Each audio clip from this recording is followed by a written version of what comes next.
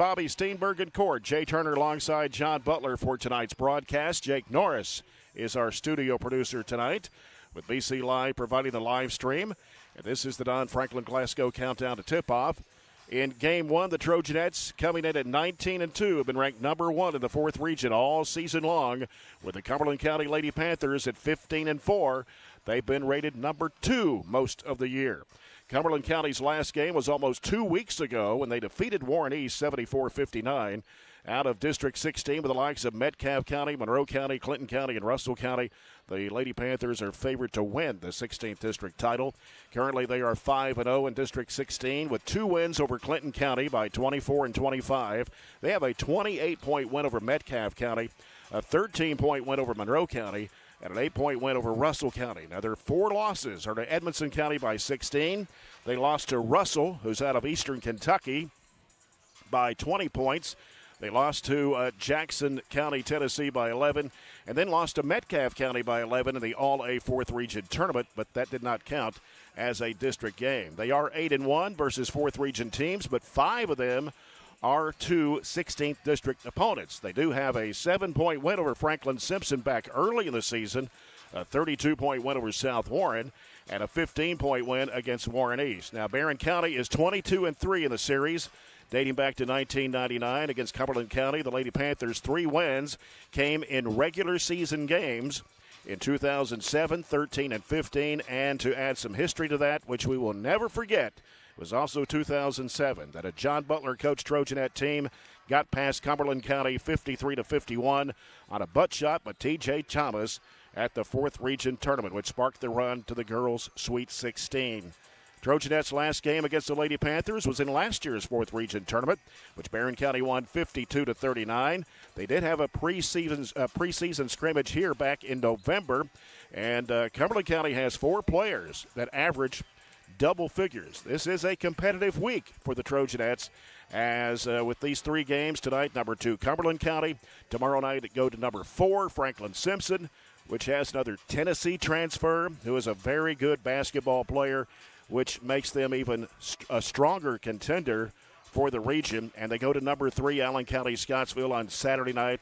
And John, the Trojanettes need to play extremely well in order to sweep all 3 games this week. No easy games whatsoever.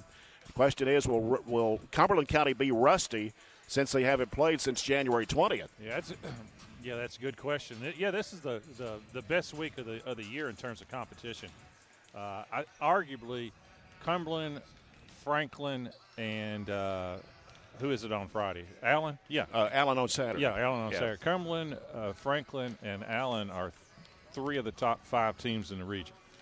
And, we'll start with Cumberland since that's who we're playing right now. Cumberland is 15-4, and it's the best Cumberland County team they've had since probably 2007. Yeah. The year that we knocked them off in the regional tournament. We led them most of the game, but they tied it with about 10 seconds to go. And by the way, their coach here, Kristen Anderson, was Kristen Rowe. She was one of their she was their best player on that team, and they tied it. And I think 52-52. And then we came down, and TJ had the ball and kind of stumbled in the lane and made a shot at the buzzer from her butt in the middle of the lane. That's kind of a YouTube video. That's the last minute the whole thing played out. It's pretty cool to still watch that. And the last week of the season, Cumberland County in 2007 beat us here by about 20 on our senior night. So, this is a really good team, 15-4.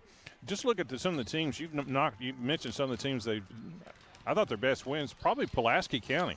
Yeah, and that was 87-78 early in the year. Pulaski County is really, really good. They knocked off, you said, Franklin Simpson. How about Bullitt East? Bullitt East is a powerhouse out of the 6th region, 42-40.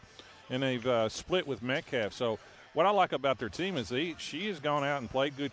You could tell that they felt like they was going to be good, and they went out and they've challenged themselves. Now, what are we going to see tonight? Don't know. I mean, they didn't even play the Friday before all the snow, so they're on almost a 2-week break, and that's hard to do. Who knows how much you get to practice? Every team is different. Every community is different. I think Barren does have the benefit of playing Saturday. That was really good conditioning and so forth. So I do think they're going to have a little bit of a recency edge. But, this game could be a precursor to a potential regional tournament game. Yeah. And Cumberland County's been rated number 2 in the region all year. Barren County's been number 1. Cumberland County averages just under 59 points a game. Now, they shoot 42.5% from the field. They've made 112 threes on the year at 32%. That's an average of 6 a game. A really good free throw shooting team at 72.4%.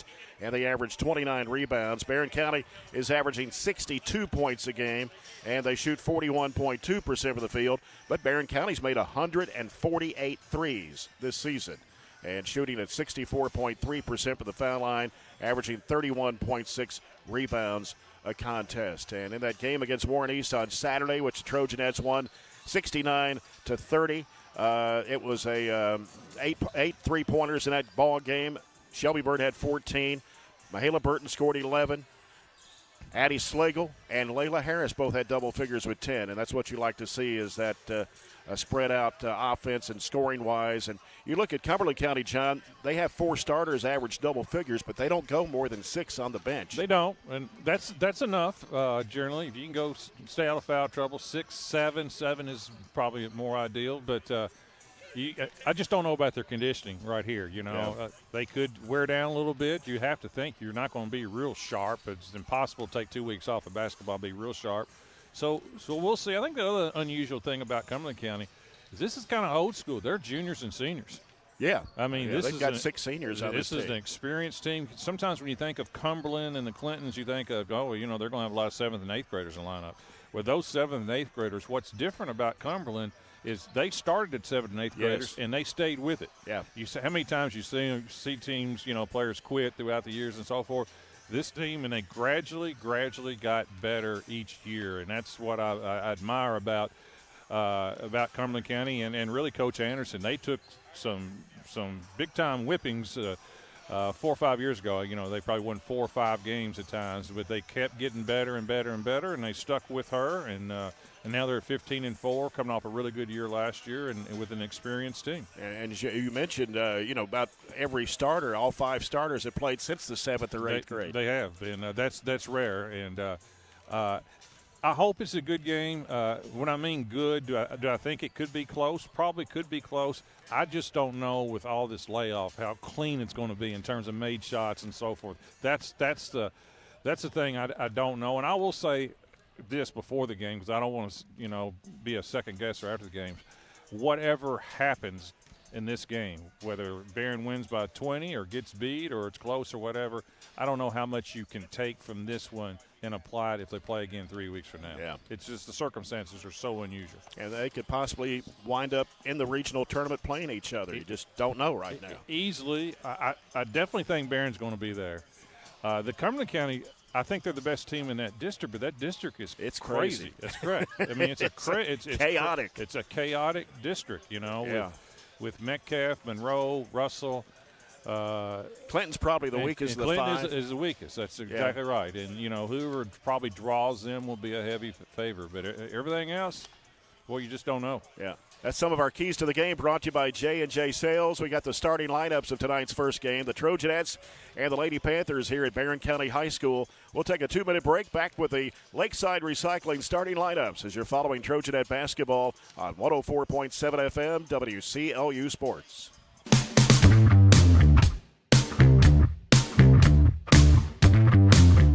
At Don Franklin, we're about more than just selling cars. We're about families, generations of them. Founded by my parents in 1968, we've been here growing alongside you. From the first family car to the newest model for the next generation, our values of trust, care, and commitment are in every handshake, every deal. With over 5,000 vehicles to choose from, check them all out at DonFranklinAuto.com. Don Franklin, driven by family. Are you looking for high-quality, cost-effective, and highly visible advertising? At ATM Media Solutions, we offer large-scale marketing with ease.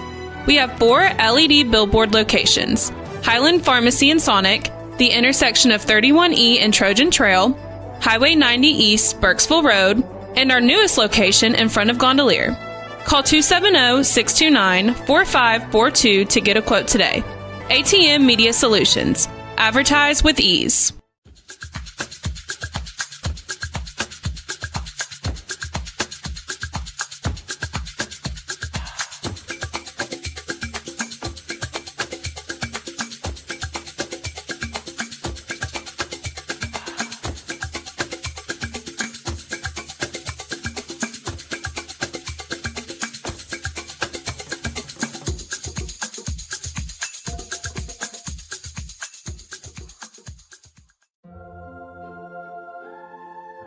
Growing up is realizing that everyone who told you to eat your breakfast when you were little was actually eating this for breakfast. It's your turn to take your place at the breakfast table and savor the taste of culinary independence with freshly toasted bagels at McDonald's. Indulge in the breakfast you've always wanted and start the day off the right way, your way. Ba-da-ba-ba-ba. Well, Jim, Bobby Steenberg in court, Jay Turner with John Butler as we got the Trojanettes and Lady-Panthers here in Game 1. As some fans are still coming in here to Barren County, probably going to have a light crowd tonight because of the weather situation. And the parking lot is not that bad, really. I mean, I got here about 4 o'clock this afternoon. John, you got here about what time, 5? Yep. And the parking lot was not – they've done a really good job out there today of scraping the parking lots off here. But Monday night, crowds are kind of light anyway, and the weather a little on the, I guess, cold side and still some ice around. And so people staying in, watching it here on the live stream and listening on the radio tonight. Glad to have you with us. And as we take a look at tonight's starting lineups for Game 1, brought to you by Lakeside Recycling. First for the Cumberland County Lady-Panthers, under 10th-year head coach Kristen Rowe Anderson at 15-4. It'll be Maddie Cooksey, a 5'6 junior, averaging 14.6 points, 7.2 rebounds. Kagan Walton, a 5'6 senior, averages 12. Kenzie Willen, a 5'8 junior, 11.7 points and 5.5 rebounds. Abby Morgan, a 5'8 senior, 10.6 rebounds a game. And Jordan McDonald, a 5'8 senior, averaging 6.7. So 3 seniors, 2 juniors in the starting lineup. Again, they've been off since January 20th. Almost 2 weeks ago, they beat Warren East by 15, 74-59. Cooksey had 20 points in that game. Walden had 17. Willen had 16. And Morgan had 11. Barren County Trojanettes under 11th-year head coach Piper Lindsay. Their assistant coaching staff, Brent Spillman, Michael Toms, Billy Michael Dyer, Mia Long, who defeated Warren East on Saturday, knocking down 8 threes. Shelby Bird, a 5'8 junior, averaging 19 points a game, 4.7 rebounds. Mahala Burton, a 5'7 sophomore, averaging 8 points and 4.4 rebounds a game. Addie Slagle, a 5'3 sophomore, 9.7 points a contest. And Ashley Atkinson, a 5'10 senior, 5.1 points and 4 rebounds a game. And Riley Wilson, a 5'10 senior, who averages 3 for the Trojanettes. And Barren County's been shooting the 3 pretty well, especially Mahala Burton. I think she stepped up her game offensively, John. I think she's 12 for her last 20.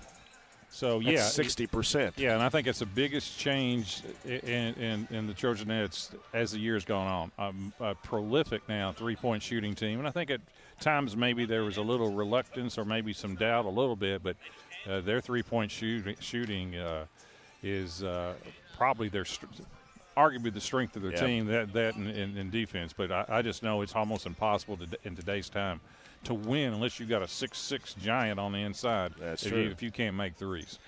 The officials for tonight's doubleheader, Chris Sweeney, Brian McPherson, Will Tolley. The officials are sponsored by Extreme Health Club and Fitness for Women and ATM Media Solutions. As we'll come back with the opening tip-off brought to you by Farmers RACC.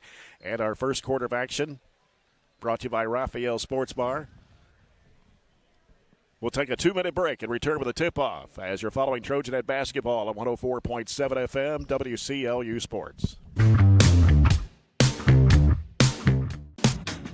Mow, dig, haul, trench. The reliable Kubota BX Series subcompact tractor is highly capable.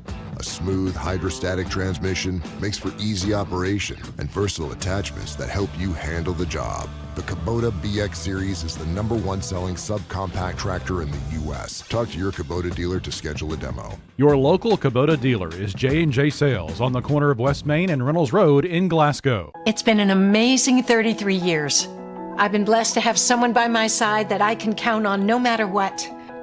Like 3 years ago when I had that car accident, you really came through for me. So I just want to say thank you, Alan, for being my Farm Bureau insurance agent. Kentucky Farm Bureau, big on commitment. Oh, he's been great too.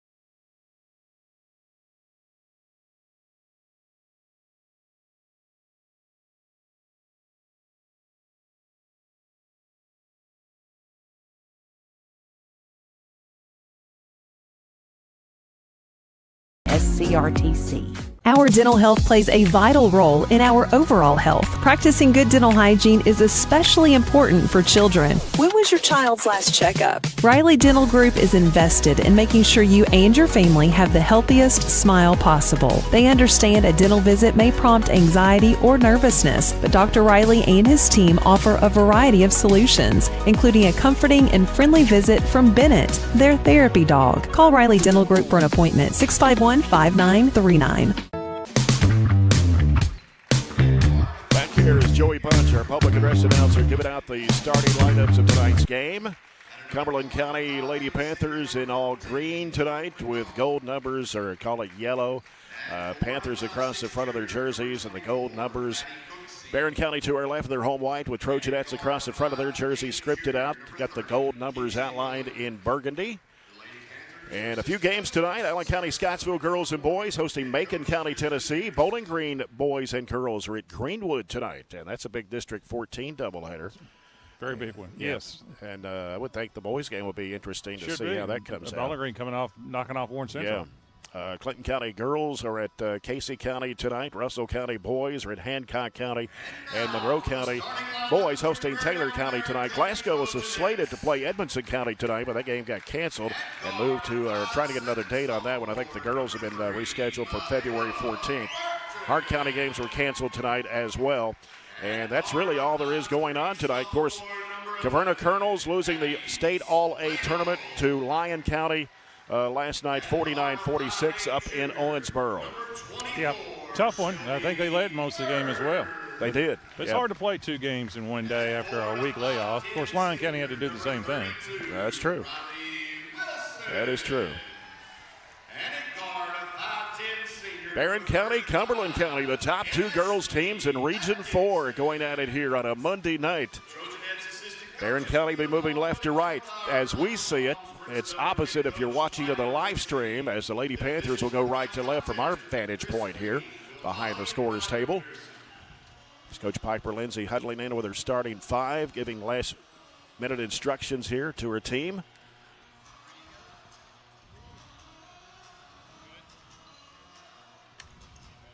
As Ann Ashley Atkinson steps into the jump circle against Cumberland County's Kenzie Willen. And Chris Sweeney will step in to toss it up, and we'll be ready to go.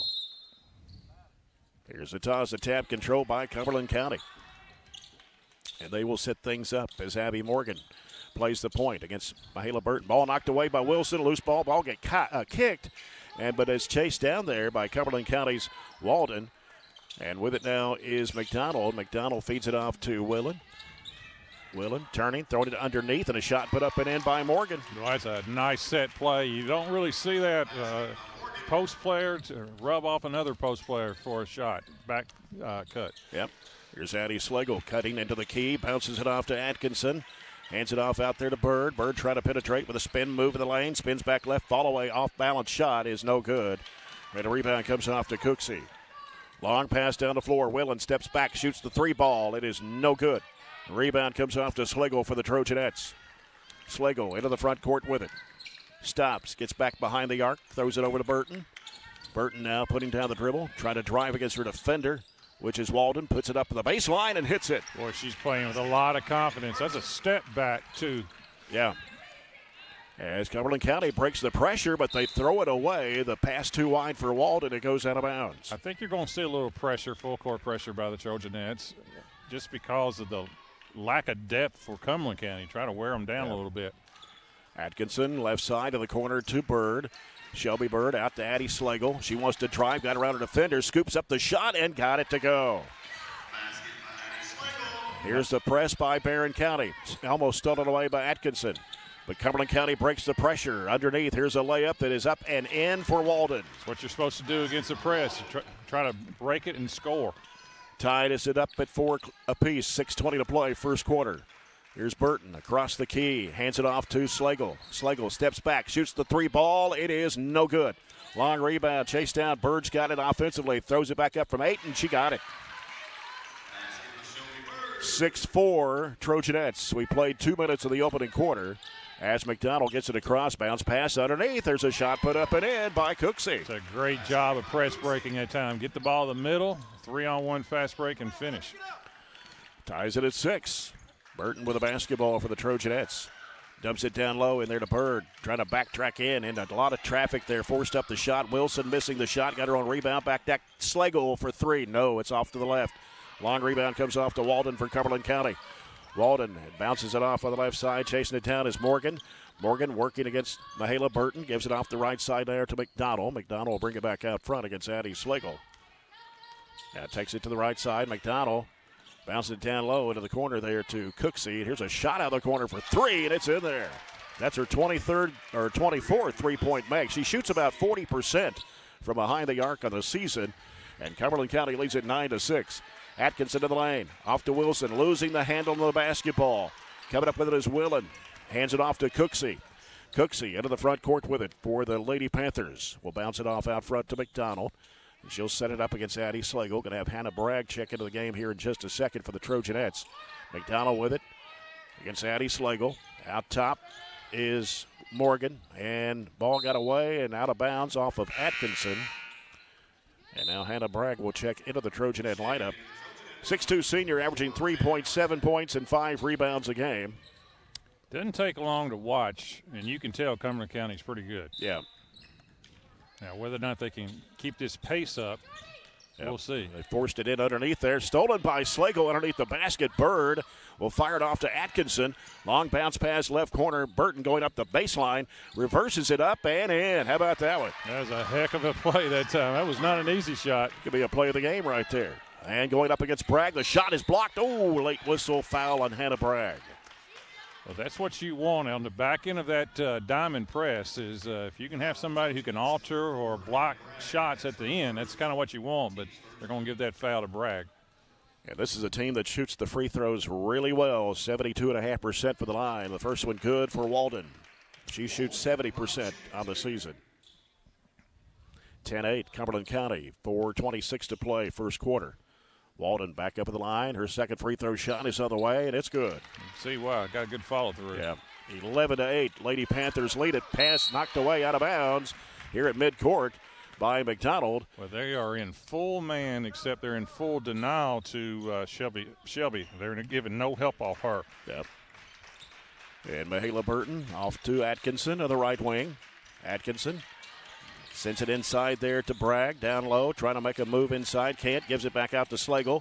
Slagle working around underneath, has a shot blocked, tapped away, but Slagle chases it back down and retrieves the basketball, bounces it off to Burton. Burton trying to drive against her defender, goes inside, shot blocked, but a foul. Some body contact there is going to be called against the Lady-Panthers. They got to put it on number 4, Kagan Walden. And that is her first and the team's first of the ball game. Mahala Burton shooting 77.5% of the season from the charity stripe. First of 2 on the way, good for a Kentucky Farm Bureau Matt London free throw. Well, Mahala was good last year as a freshman, had a good freshman year, but I think you can make the argument she's the most improved player on the team. She has definitely improved. She has made a giant leap in terms of her shooting, which has led to better confidence. She's got 6 of Barren County's 10. It's 11-10. Cumberland County. Willen gets the ball and play to McDonald. Back to Willen. Willen's going to bring it up on her own against Hannah Bragg. Gets it across the midcourt line. Gets rid of it off to McDonald. McDonald gets Addie Slagle. Now she's picked up her dribble with a bounce pass out of bounds. It was too wide, and thought Atkinson may have touched it over there. But yeah, that was good denial that time by Ann Ashley Atkinson, and that time just a misread. Cumberland County player. One thought he was going back door. The other one didn't. So Barren County with a chance to take the lead here, trailing by 1, 11-10, 3:42 to play, first quarter. Right side is Atkinson. Atkinson coming off the screen, lobs it over the head of Bragg and out of bounds. That was the right look, perhaps a bounce pass. Hannah was open on the roll that time. And Willen gets the ball in play to McDonald. She turns up court against Addie Slagle. Slagle staying with her in the backcourt. McDonald gets it across the line. Now in trouble, and going to say Slagle touched it out of bounds to the Lady-Panthers. Pretty good ball pressure so far in the first quarter by the Trojanettes. Yep. Comes out to McDonald. McDonald dribbling with the left hand, wants to drive against Slagle. She cuts her off, and it comes back off of a screen to the right side. Gets rid of it on the right, into the corner. 3-point attempt on the way, no good. Long rebound will be let out of bounds, and it will be Barren County's basketball. 3:11 to play here in the first quarter. New player in the game for Cumberland County is Cassidy. That's Paula Cassany, 5'6" senior. Coming down to 3 minutes to play, first quarter. Addie Slagle off a screen from Shelby Bird. Out to Atkinson, fires up a three, no good. Rebound by Bird, trying to go back up with it, and looked like she may have got fouled. She got fouled again, and this time the foul will be on number 25. That is Cassani. Well, I know that's at least 3 offensive rebounds just by Shelby Bird alone.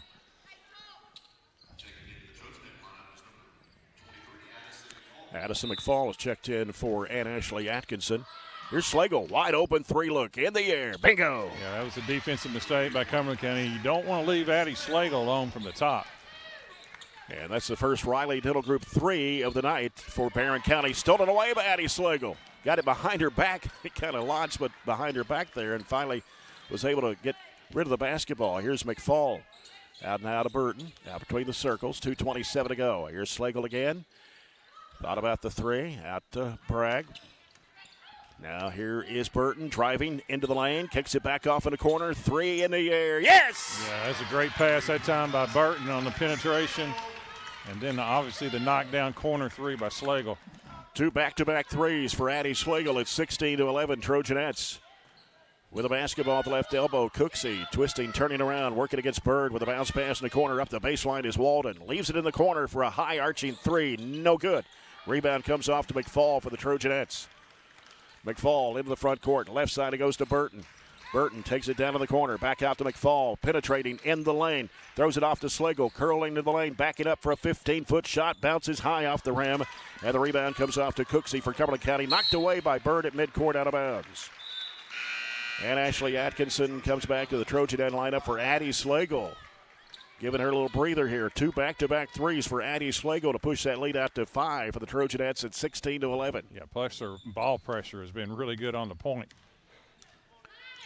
McDonald with the basketball for the Lady-Panthers. With a bounce pass off to the left side. Morgan looking. Got double post out here. They go around the right side off the screen. Cassani out to Willen. High arching 3. Straight away is no good. And we got a whistle and a foul on the rebound. I think it may be on Shelby Bird.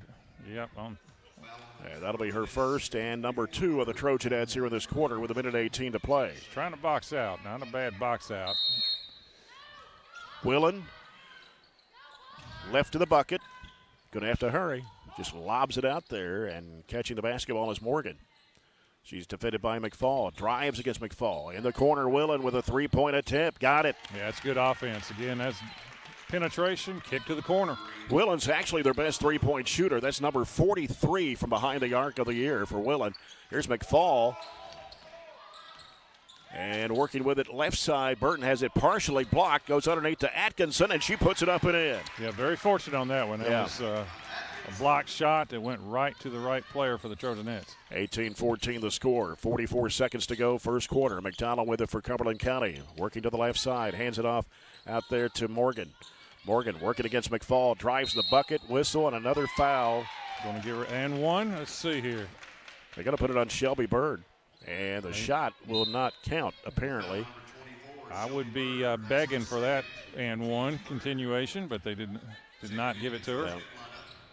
So Bird's going to have to go to the bench with 2 fouls. And Willen having trouble, gets it underneath where it was almost broken up. And then it was broken up by Layla Harris. Saved it in bounds, scramble for the floor, and jump ball. Yeah, possession to Barren. Great hustle right there. So Shelby Bird goes out with basically 5 seconds in the first quarter with 2 fouls, right? Yep. Barren County ball leading 18-14. Right side is Atkinson. Crossover dribble right. Leaves it out with Hannah Bragg on the right wing. Down to 18 seconds. Hands it off to Burton. Now it comes to Layla Harris. Harris around the top of the horn. Right side is Bragg. Bragg looking inside. Wants to drive it into the lane. It gets cut off Trying to work it there against Willen. She cuts her off. Have to do something with it. Shovels it back out to McFall. 5 seconds to go. Gives it off to Burton. Burton long, straightaway three. No, out of bounds, and that will end the first quarter of play. So after one, it's the Trojanettes 18, Cumberland County 14. We'll return in 1 minute. This is Trojanet basketball on 104.7 FM, WCLU Sports. We've got you. It's a pledge to make sure you're always taken care of. A pledge that Farmers RECC honors each and every day. When it comes to keeping things running smoothly or getting them back on track when they're not, we've got you. Always. Farmers RECC is a Touchstone Energy Cooperative, your source for power and information. Have you injured yourself playing a sport?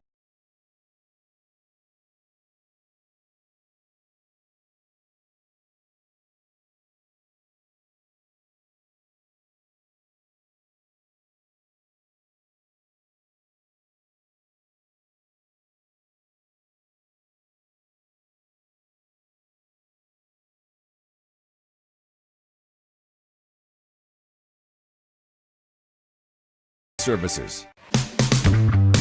Second quarter here on this Monday night. Trojanettes, Cumberland County. Second quarter brought to you by CRS Construction. Jay Turner with John Butler as the Lady-Panthers have the basketball. They give it off to Walden. Out top, Willen lets it fly for three, and it's good. Well, they've scored at the start of each quarter. That's another nice little set that time. And that's number 44 on the season. Here's McFall for three. It's no good. Rebound going to the floor. A whistle and a foul. That was McDonald went to the deck. It'll be on Harris. And so that will be her first personal. First foul of the second quarter against Barren County. Barren County had a 16-11 lead at one time when Slagle hit those two back-to-back threes, and Shelby Bird's on the bench with 2 fouls right now.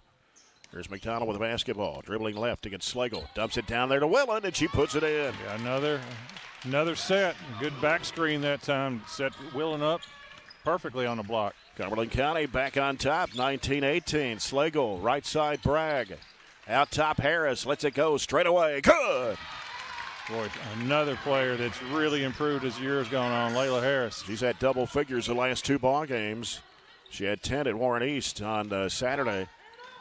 And here's Willen, top of the key. You can't let her shoot. McDonald, left side, over to Morgan. Morgan driving against McFall. Stops down low. Out to Willen in the lane. Willen now turning, looking. Bounces off right side. It's McDonald driving up with the left hand and put it up and in. Tough shot. Went in on the right side. Scored with her left hand. Actually, it was Cooksey getting the bucket. 24 is Cooksey. 14 is McDonald.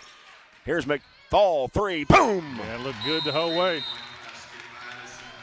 4 threes for Barren County here in this ball game so far. Riley Dental Group threes, and it pushes the lead back out on top for Barren County at 24-21, and a timeout with 6:32 to go here in the first half. Good ball game. 2 weeks. What difference does 2 weeks make, right? I don't think it makes any difference. We'll see as the game goes on. You know, do you wear down a little bit or not? Sometimes conditioning can be it can, but both teams. Of course, Barren had the game Saturday. I think that did help them. But Cumberland County is playing pretty well, and some of that is experience. All those juniors and seniors.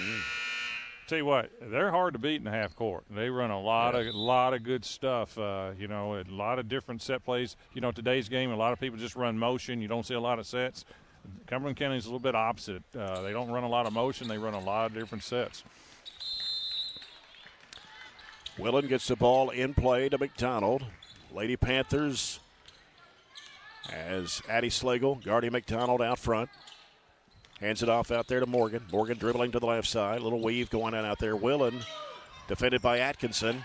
Feeds it down in there to Morgan, and she puts it up, and she missed the shot. Battle for the rebound. Offensive rebound. Here's a three by McDonald, way off the mark. Loose ball to the floor, scramble for jump ball possession. McFall down to the floor there with Cumberland County's Walden. Barren County will get the ball. Well, Barron's going to have to really rebound. They've gone 5 guards and don't have Shelby Bird in the game either, so they are pretty small.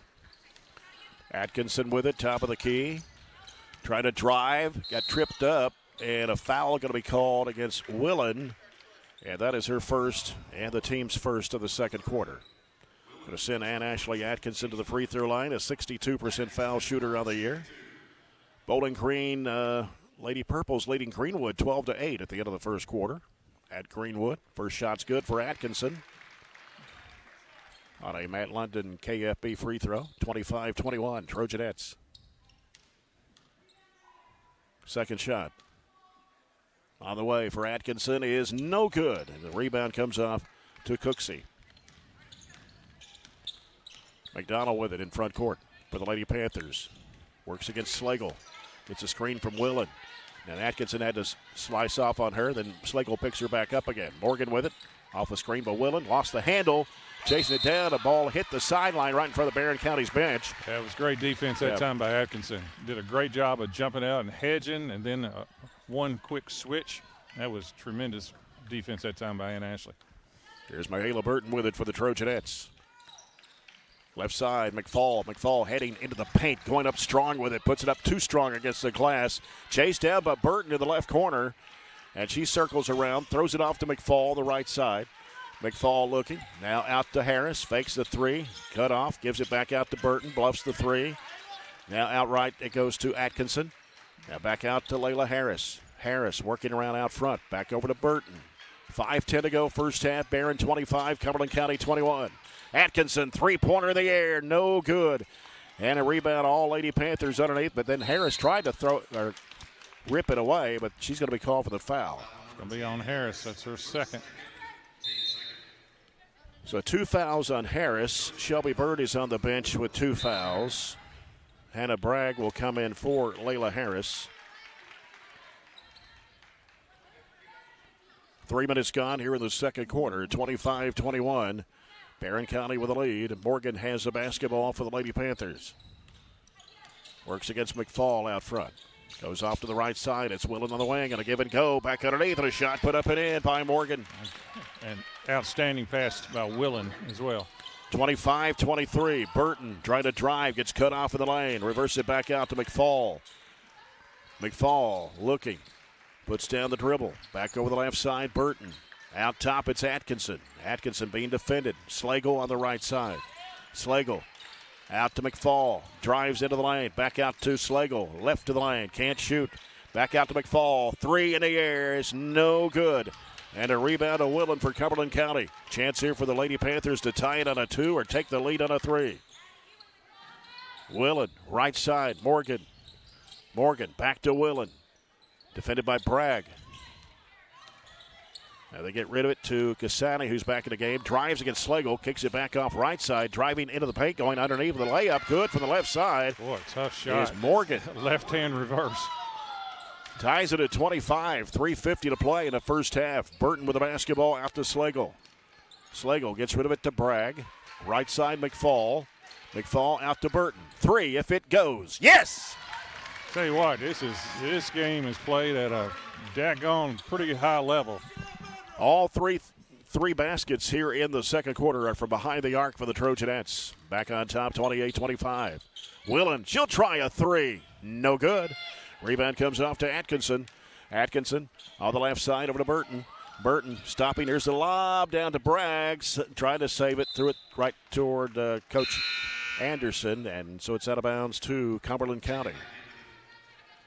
I think one of the things that just – if you watch Barren and Cumberland County play, is that one of the things that makes them different than a lot of teams in the region is there are multiple good players on the floor. Yeah. Multiple players that can shoot and score. And right. You don't see that in this area, in this region very often where, you know, at all times there's somebody out there who can make a play. Yeah. Cumberland County with the basketball. It's Morgan. Sends it back up to Cassani. Now with it is Cooksey. Cooksey guarded by Burton, driving. Gets cut off now, trying to get around Burton, but she cuts her off, and she lost it out of bounds. Good defense there by Michaela Burton. Yeah, they tried to clear the floor. Basically just had Cooksey on one side and try to clear out, but that was good defense that time by Burton, and also there was good help side defense by the Trojanettes. Got to get Alexis Cant in the ball game, a 5'7" sophomore for Hannah Bragg. 2:52 to go here in the first half. 28-25. Barren County. Slagle with it on the right side. Slagle cuts back left. Got bumped there, no call, and then lost the handle, but chased down was Atkinson. Atkinson trying to make it on the move. Spin move. Trying to flip up the shot. No good. Trying to get her on rebound. And it's saved in bounds by Cooksey. Cumberland County back the other way. Driving with it is McDonald. McDonald, top of the key. Feeds it inside. Picked off in there by Slagle as they try to go to Cooksey. Slagle in traffic. Shot blocked. And it is Atkinson back out right side. Cannon with it behind the back dribble. Needs some help turning. Trying to pivot around. Gives it off to McFall, top of the key. Back out to Burton. Coming down to 2 minutes to play in the first half. Burton trying to beat her defender. Working inside out the free throw line in the corner. They go inside there. It's Cannon putting it up and in. A tough shot right off the bench, too, by Cannon. 30-25. That matches the largest lead for the Trojanettes here in the first half with 1:50 to play. McDonald with it for Cumberland County. Driving to the baseline. She's cut off. Back out to Cooksey. They'll give it to Gasani. Gasani over the left side now to Morgan. Morgan looking inside. Nobody there. They dump it down low, and nobody touched it. Should be out of bounds off the Lady-Panthers. Yeah, they were trying to go to Cooksey, who had a kind of a mismatch on Slagle, but pretty good defense that time by the Trojanettes. They kind of read that, forced that errant pass. Cumberland County bringing Kenzie Willen back in the ball game now with 1.5 minutes to go here in the second quarter. Mahala Burton with the basketball for the Trojanettes. Right side it goes to Atkinson. Can't shoot the three. Out top with it is Cannon. Cannon goes back right over to McFall.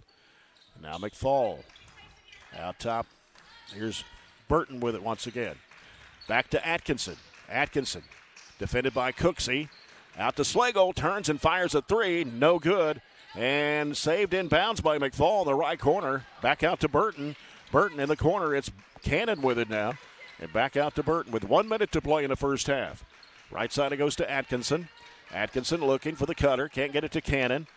Now dribbles. Hands it off to Burton. Burton coming by on the right side. 50 seconds to go in the half. Burton sends it off. It's Cannon. Shoot, fire up a long one. It's short. Misses everything. And saved underneath the basket there by Cooksey for Cumberland County. Cooksey driving it into the lane. Going under. Putting up the shot. It's no good, but a foul on the Trojanettes. Yeah, Cooksey, she had made up her mind right around half court that she was going to go to the basket that time. First foul on Alexis Cannon. That's 3 on Barren County here in the quarter. Cooksey is a strong, strong player. Close to 15 a game, leading rebounder. Shoots 40% from three. And normally shoots 82% from the foul line, but she missed that one. Cannon coming out for Barren County. And Hannah Bragg back in. And Cooksey's one of the 2 juniors that they start. Yes, starts. Cooksey and Willen are the two juniors for the Lady-Panthers. Free throw is up, and it's no good. And Bragg gets the rebound. Cooksey, that's 82%. A rare miss to miss both of those, shooting 82%. 30 seconds to go. First half. It's Atkinson. Atkinson leaves it out with McFall. McFall over to Slagle. Slagle brings it back between the circles. 18 seconds to go. Backs out with 14 seconds to play. Gonna hold it for one. Now here starts a move by Slagle. Out to McFall. Over it goes to Burton. Long distance. Three, got it! And that was challenged too. How about that three by Mahala Burton? Big three to end the quarter. And the Trojanettes have their biggest lead of the ball game at 8. It's 33-25 Trojanettes. Back with the SCRTC halftime report in 2 minutes on WCLU Sports.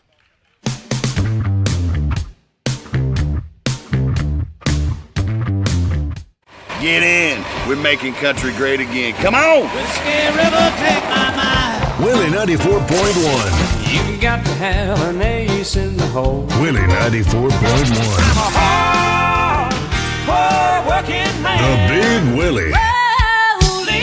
It's great country. Willie 94.1. We're making country great again, and we've got the Real Trader for you every weekday morning starting at 8. Join me, Mac Daniels, for it right here on Willie 94.1. When trying to find a bank that satisfies, everyone wants more of this. But where do you go to find great savings and friendly service all in one? A Kasasa account at the People's Bank. Kasasa accounts offer high interest, cash back, and automatic savings growth. Whether you open a Kasasa Cash, Kasasa Cash Back, or Kasasa Saver, your earnings will be through the roof. Come see The People's Bank in Cave City or Glasgow and see the difference in savings and service. Qualifications, rules, and limitations apply. Rates, rewards, and restrictions may vary by account. Contact The People's Bank for details. Member FDIC. Hey there, this is Billy with Southern States Glasgow. And I'm Lindsay. A lot of people think we're just a farm store. But we're so much more. From pet food and propane to lawn and garden supplies, we've got what you need every day of the year. And don't forget the trusted advice, whether it's caring for your cattle, your backyard chickens, or your front yard grass. Southern States Glasgow, locally owned, farmer friendly, and always here to help. Southern States, your all-season solution. At Don Franklin, we're about more than just selling cars. We're about families, generations of them. Founded by my parents in 1968, we've been here growing alongside you. From the first family car to the newest model for the next generation, our values of trust, care, and commitment are in every handshake, every deal. With over 5,000 vehicles to choose from, check them all out at DonFranklinAuto.com. Don Franklin, driven by family. Extreme Health Club and Extreme Fitness for Women, both with 24-hour access. And Extreme Blend Smoothie Bar to help you refuel and recover. Over 8,000 square feet of weights in Extreme Health Club and ladies only at Extreme Fitness for Women, including tanning beds, both with access to saunas, infrared saunas, and the 90-degree saline therapy pool. You'll love the wide variety of classes with experienced instructors. Personal training is available and with the best in the business. Call or stop by today and see what everybody's talking about.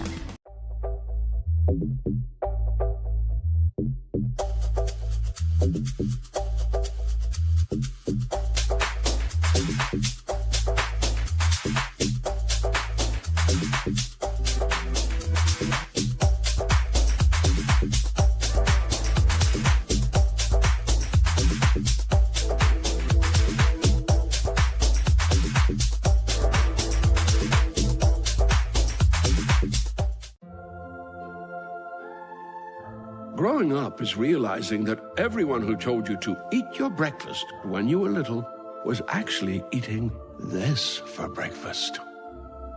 It's your turn to take your place at the breakfast table and savor the taste of culinary independence with freshly toasted bagels at McDonald's. Indulge in the breakfast you've always wanted and start the day off the right way, your way. Ba-da-ba-ba-ba. In that first quarter in a 2-point basket. 3 points for Ann Ashley Atkinson on a basket and 1 of 2 from the foul line. 3-point baskets from Addison McFall and Layla Harris. A 2-point basket from Alexis Cannon. Shelby Bird went out. There was, 35 seconds to go in the first quarter.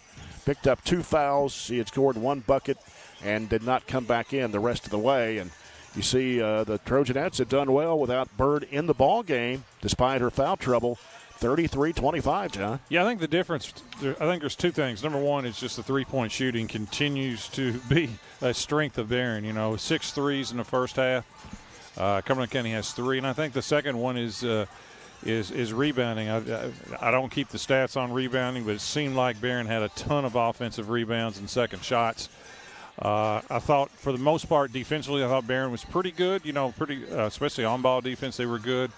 Cumberland County is good. I'm really, really impressed with how they play. They're deliberate, but they also have 5 kids out there who can all score, which always makes it difficult and so forth. And I just thought Barren shot the ball so well that first half, and I think that's probably the difference in rebounding why it's an 8-point game right now. Yeah, 4 threes in that second quarter out of their 5 field goals coming from 3-point range. 4 threes out of 5 field goals, and 1 of 2 from the foul line in that second quarter. That scored that 15-point second quarter for the Trojanettes. As far as the foul situation, we mentioned Shelby Bird has 2.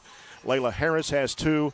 For Barren County, Hannah Bragg with 1 and Alexis Cannon with 1. 6 fouls committed against the Trojanettes the entire first half, and only 3 against Cumberland County in the first half. 2 in the first quarter, 1 in the second quarter. And Walden with 1, Willen with 1, and Cassani has 1. And we've got a score update here brought to you by Barren County Judge Executive Jamie Bewley-Byrd. A few scores here from other games. At halftime, this is a girls game. Allen County Scottsville 53, Macon County, Tennessee 38. That's a halftime score. A lot of points. Not a lot of defense. And Morris probably has 40 of them. Because she can burn it up. She can light it up. If Allen has 53 at half, she's probably has a legit 20-25. Wouldn't doubt it a bit. And let's see. At last report here, I had Bowling Green leading Greenwood 12-8 at the end of the first quarter. That should be nearing halftime, if not already. Fair to say that game won't be 53. I think it'd be on a 100-point game there. I don't think Bowling Green's going to put that points up. But anyway, we got a busy week here after tonight. Trojans and Trojanettes travel down to Franklin Simpson. Should be a dandy girls game in particular. Well, and with the Harrigan girl now that she's is tough. I've seen some film on her already. She can play at a point guard. Yes, that's a big time transfer. She's only played a couple of games. And she scored over 20 in each one. Yeah, so. she's big time. And then Saturday night, the Allen County Scottsville, big district game down in Scottsville. Absolutely. Three, like I said, these are three of the top five. Barron's playing three of the top five teams in the region this week, and all different too. Yeah, completely different. Yeah. Cumberland is balanced, deliberate, junior, senior laden. Franklin has got one great shooter we know, but they also, with the new player, the Carrington girl, they can play up and down, and it depends on how. I'd be interested to see how they play Barren. And then you have Allen, who has the big-time scorer and more. So it's three totally different teams and games. And by the way, Jay, you know what tomorrow is, don't you? Tomorrow is Tuesday. Yes, and it's the KHWSA state tournament draws tomorrow. Bracket. They'll fill out the brackets with the region winners. And I think we have some interest. A little bit. Yep. A little bit. You know, if you're a Barren fan and you're dreaming of winning a region, I can tell you who you don't want to draw. Don't draw the 7th. Those Louisville regions, you don't want them. The 6th is okay, but you definitely don't want to draw the 7th. Yeah. You don't want to draw the 9th. That's the Northern Kentucky one. Right. You probably need to stay away from 10th. Yeah. That's George Rogers Clark. Oh, yeah. Yeah, they're always good. Yep. Always good. So busy week this week, and we're only 3 weeks away from district tournament, which will be played over at Glasgow High School. We'll return with the second half in 2 minutes. This has been the SCRTC Halftime Report on 104.7 FM WCLU Sports.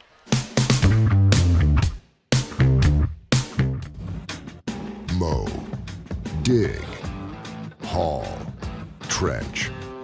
The reliable Kubota BX Series subcompact tractor is highly capable. A smooth hydrostatic transmission makes for easy operation and versatile attachments that help you handle the job. The Kubota BX Series is the #1 selling subcompact tractor in the U.S. Talk to your Kubota dealer to schedule a demo. Your local Kubota dealer is J&J Sales on the corner of West Main and Reynolds Road in Glasgow.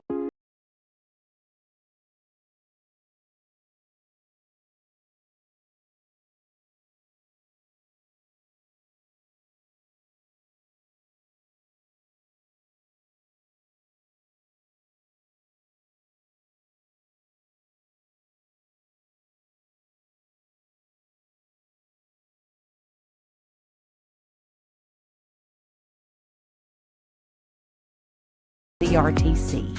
It's been an amazing 33 years. I've been blessed to have someone by my side that I can count on no matter what.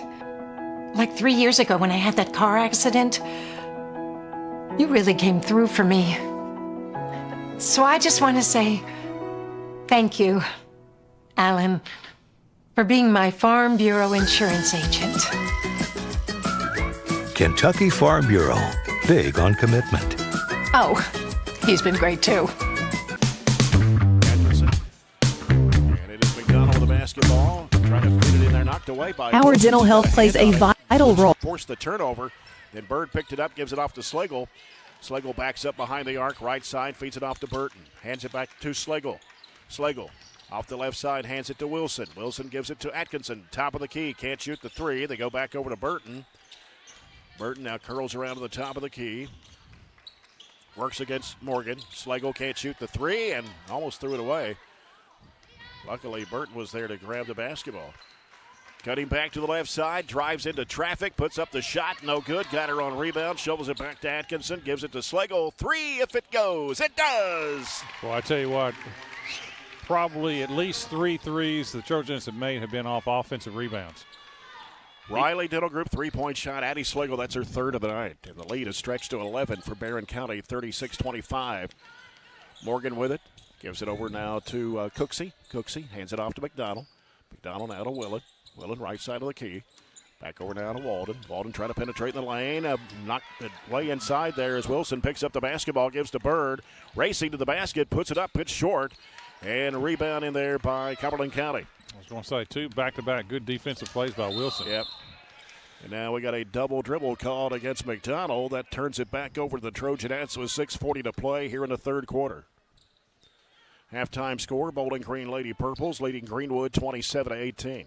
It's a lot of points for Bowling Green. Yeah, they don't score a lot of points. Average what? Average 40 a game? Something like that? At best. Slagle curling around to the right side. Out of the wing. Got some pressure now. Sends it back out front to Burton. Burton dribbling right. Hands it off to Atkinson. Atkinson now dribbles left. Reverses back right.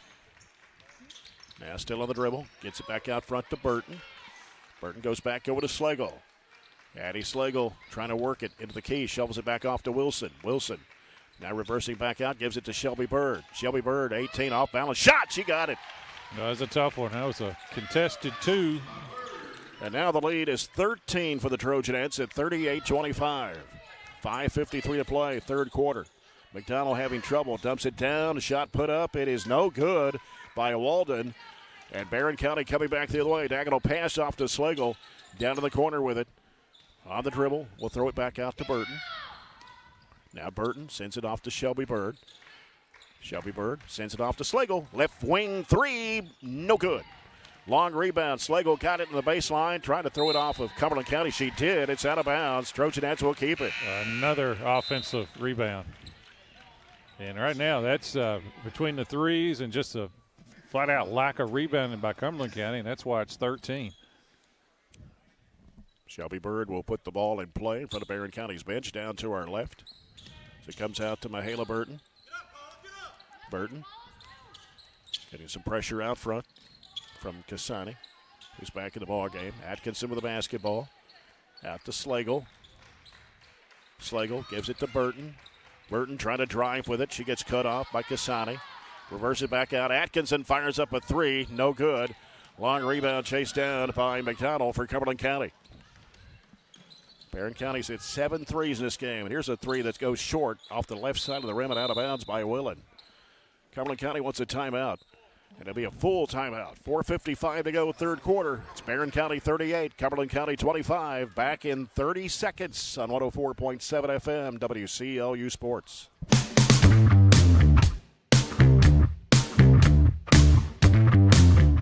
In our overall health, practicing good dental hygiene is especially important for children. When was your child's last checkup? Riley Dental Group is invested in making sure you and your family have the healthiest smile possible. They understand a dental visit may prompt anxiety or nervousness, but Dr. Riley and his team offer a variety of solutions, including a comforting and friendly visit from Bennett, their therapy dog. Call Riley Dental Group for an appointment, 651-5939.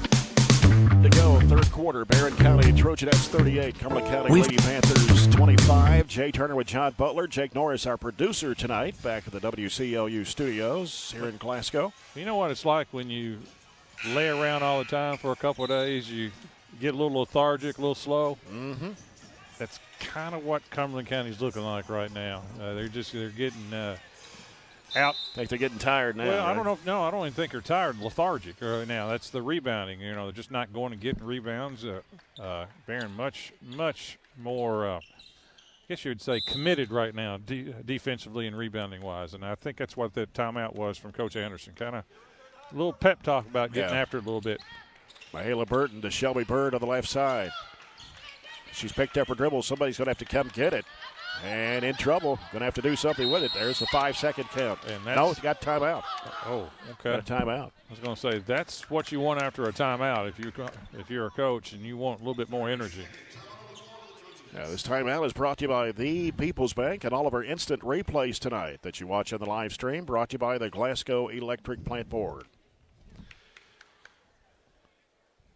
And you kind of think Cumberland County might be getting a little tired because they don't get a break. I mean, you play 5 players, maybe bring in 1 player off the bench, but and she plays sparingly. So did you come out when you played? I did not. Okay.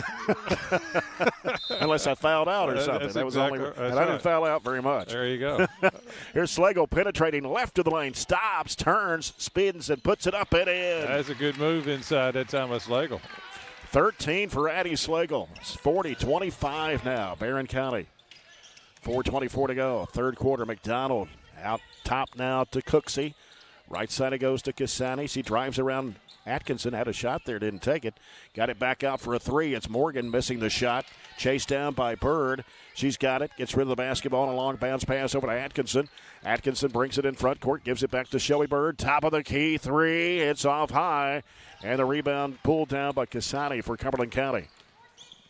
Gets rid of the basketball over to McDonald. Out to Willen. Fakes. Trying to get around Wilson. Foul on Riley Wilson. I don't know when the last time Cumberland County scored. They've not scored this quarter. But it seemed like to me they've been stuck on 25. It's been a long time. Yeah. I mean, you're looking at 4 minutes this quarter. I'm guessing 2 or 3 minutes in the previous quarter. They've gone about 6-7 minutes without scoring. Yeah. Because Cooksey missed 2 free throws. That's true. Yeah. During that time. Yeah. Got Hannah Bragg back in the ball game along with Addison McFall to join Shelby Bird, Mahala Burton, and Addie Slagle. Pass left elbow. Right side it goes to Cassani in the lane. Back out now. They work it around the perimeter to the right side. It's Morgan coming off the screen and goes back right side with it over to Cassani. She drives into the paint, throws it off in the corner. Willen for 3, and she hits it. Good pass that time by Cassani that time. Got deep into the lane before she kicked it. 3 threes for Kenzie Willen tonight. It's 40-28. Barren County with a 12-point lead, and it's Slagle. She double dribbled it. Yep, I think that was the right call. Yeah. Well, he called a carry. I thought maybe her second hand got on the she ball. Picked it up and then put it down again. But anyway, Layla Harris has come in for Hannah Bragg for the Trojanettes. 3:13 to go here in the third quarter. Barren County 40, Cumberland County 28. On the high post, it is Willen. Free throw line, had a shot, didn't take it, passed it off to Cassani. She drives in, flips it up with the left hand. It's no good. Bird with a rebound for the Trojanettes off to Burton. Burton into the front court. Burton angles off right, almost lost the handle. Hands it off to McFall, out to Harris. Harris sends it back left side over to Slagle. Now Addie Slagle driving into the lane. Steps back, gives it over to Bird. Now Bird over to Harris. Harris trying to make a move on her defender. Throws up the shot, no good. Falling away on the baseline and rebound by the Lady-Panthers. Cooksey. Bounce pass, broke it up in there by Harris. Tried to save it from going out of bounds, couldn't do so. It stays with the Lady-Panthers. That was the right look, but good hustle that time by Layla Harris. As Willen will put the ball in play for the Lady-Panthers. And a bad pass. And I think we Cumberland County touched it, but we get it off the turnover. She saved it. She didn't need to save it. Just didn't know the rule that time on the inbounds play. Slagle out to Burton. 3, no good. Rebound, Layla Harris. Harris looking inside. Bounce pass off to McFall. Hands it back to Harris and back out front to Shelby Bird. As Bird is defended by McDonald. Left side it goes to Slagle. Long, high, arching 3, short. And coming up with the basketball is Cooksey for Cumberland County. 2 minutes to play, third quarter. Cassani with it for Cumberland County. Out to McDonald. McDonald now working against Slagle. Drives it right side of the lane underneath to Morgan, and she puts it in. Good pass by McDonald. McDonald's a good point guard. Does a good job. Now the lead is cut back to 10 after leading by 15, and we got a whistle, and that's against Cassani of Cumberland County. That's her second, and the team's first of the quarter.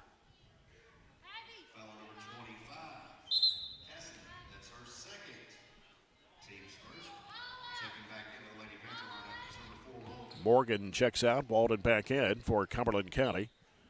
Minute 41 to go here in the third. Shelby Bird to trigger it in. Sends it out deep, out front, left side. Burton. Here's Bird. 3-point attempt. Got it.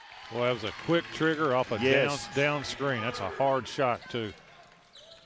Cumberland County on the other end puts it up and in off a bank shot there by Walden. Her 6th point of the game. 43-32. Slagle trying to get around her defender. Throws up the shot. No. Shot it over the rim. Here comes Cumberland County as Slagle tried to go for the steal there. As we're down to 1:12 to go, pass is going to be deflected off the hand. They say a bird. Oh, I thought Cooksey may have got a fingertip on it, but they're going to stay with Cumberland County underneath with 1:09 to play. Addie Slagle going to get a breather here, and Ashley Atkinson is back in the lineup with 1:09 to play. Barren County's largest lead has been 15. It's 11 right now at 43-32. As the ball comes into Cassani, and we got a whistle on the inbounds pass. I think they're going to get McFall on that one. That's her first. Number 2 of the quarter. Here's a 3. It's in the air, and it is no good. And McFall is going to be fouled by Cassani. She came over the back. Her third, team second. And so we're down to 1:04 to play. It's 43-32, Barren County, as Burton handles the basketball for the Trojanettes. Dumps it into Atkinson. Atkinson driving, got bumped in there and had the ball taken away from her. Cumberland County's McDonald, left side to Cooksey. Cooksey back to McDonald, swings it right side to Willen. Willen looking, fakes, drives against Atkinson. She cuts her off. Baseline shot of the way, no good. And rebound to Layla Harris for the Trojanettes. Ahead up to Atkinson. Atkinson, spin move, bounce pass off the left side. Burton with a 3. No, it's off high. Rebound pulled down to McFall, and she banked it up and in. Yeah, another offensive rebound. I don't know what it is, but it is a major advantage for the Trojanettes. Cumberland County throws it away, and it's going to go back to Barren County with 19.5 seconds to go. I do think some of the speed and quickness of Barren is given Cumberland a little bit of an issue as well. Down to 15 seconds to go. It's Burton crossing the midcourt line. Burton, right side. Harris sends it back out. McFall getting a lot of pressure out there from Cassidy. Now here's Burton with a three-pointer short. 1 second to go, and that will end it for this third quarter. Barren County leads it over Cumberland County after 3. It is 45-32. Trojanettes outscoring Cumberland County 12-7 in that third period of play. We'll be back in 1 minute. This is Trojanet basketball at 104.7 FM, WCLU Sports.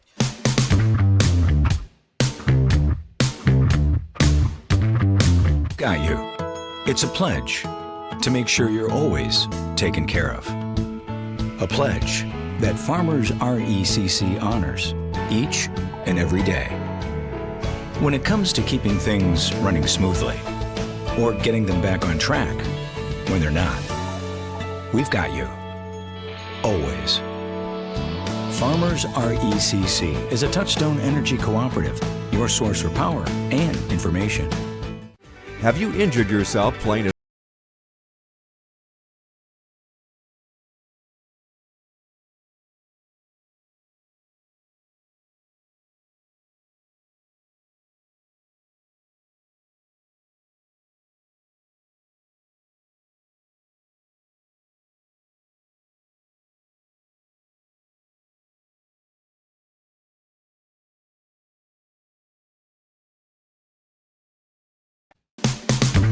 County 32 as we start quarter number 4. This fourth quarter brought to you by Scooters Coffee. Jay Turner with Get it! Barren County High School Monday night. Not a huge crowd, but not decent, bad. It's not decent bad. crowd for Cumberland County brought a really good crowd behind us. They got several fans. They support their fans or their teams pretty good over in Burkesville. Shelby Bird left of the lane, spins, falls away, shot goes up, and it's going to drop through. Yeah, it's just a really good offensive play. A little 360 spin in the lane and then finish. Shelby Bird with 9 points tonight, 47-32. Willen throws it back out to Morgan. Luckily, she was there. Or been thrown away or a turnover. Morgan goes right side to Willen on the wing. Now Willen looking inside, lobs it down in there, and it's a spin move and a shot put up and in by Cooksey. That's her first 2 of the second half. Kind of the same play Shelby Bird made. 47-34. Harris dribbled it off her foot. Turnover by Barren. Here come the Lady-Panthers on the attack. And they give it underneath. There's Morgan laying it up and in. She's flashing down the lane. Yeah, good play that time by Willen. And Morgan has her 10th point. By Walden, I'm sorry. And it is 47-36. There's a shot blocked. And Burton, well, it looked like maybe it could have been a foul right there. Now McDonald having the basketball. A three by Cooksey is good. 7-0 run by Cumberland. Yep. They cut it to single digit here, 47-39. 6:46 to play here in the ball game. We're going to take a 30-second break and we'll return. This is Trojanet basketball on 104.7 FM WCLU Sports.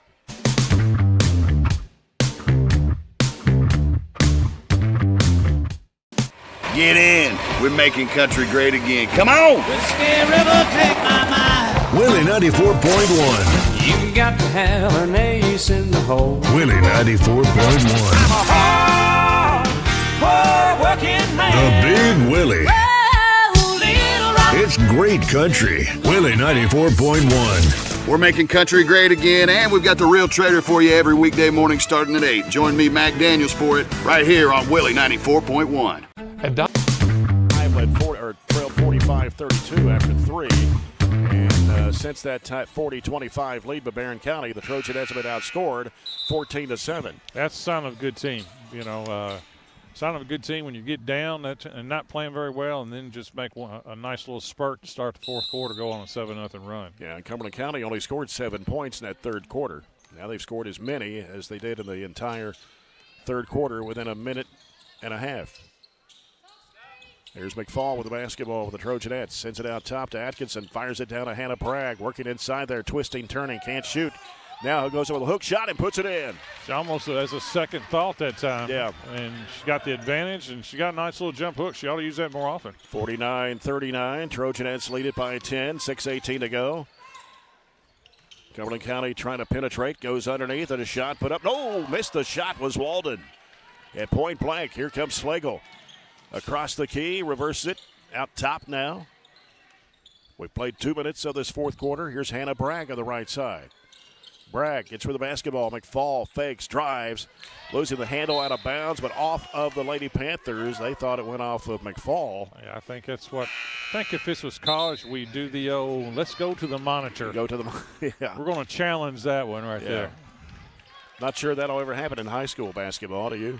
Well, I didn't think we'd have a shot clock, and that's coming. Yeah, we're getting ready. That in, 2 years? Yeah, I don't think you're going to go to the monitor. Maybe the state tournament when you have all the TV and screens.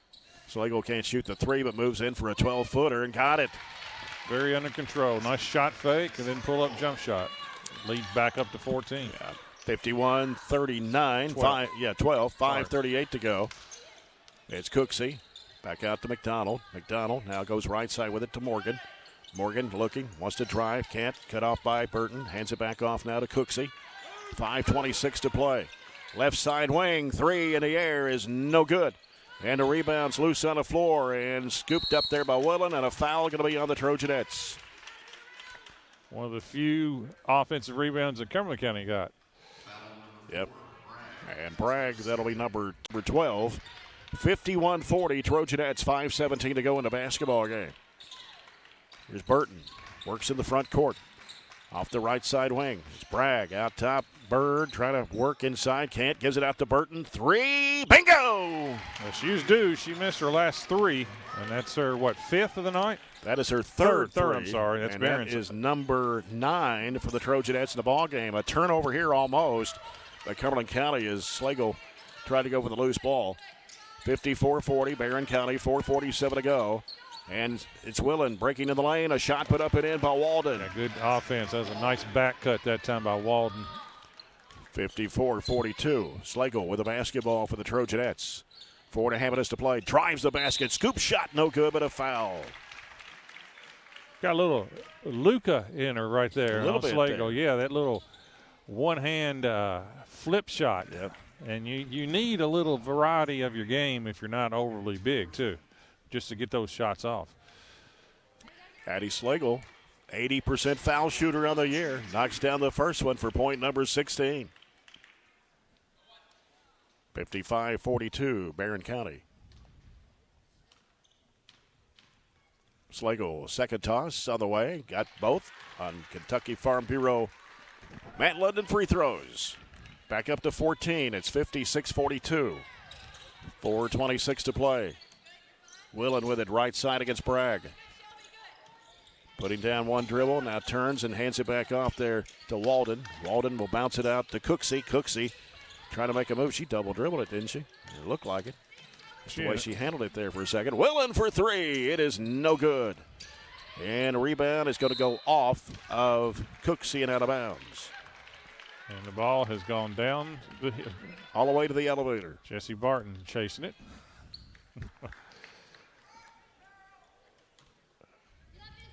We're down to 4:05 to play.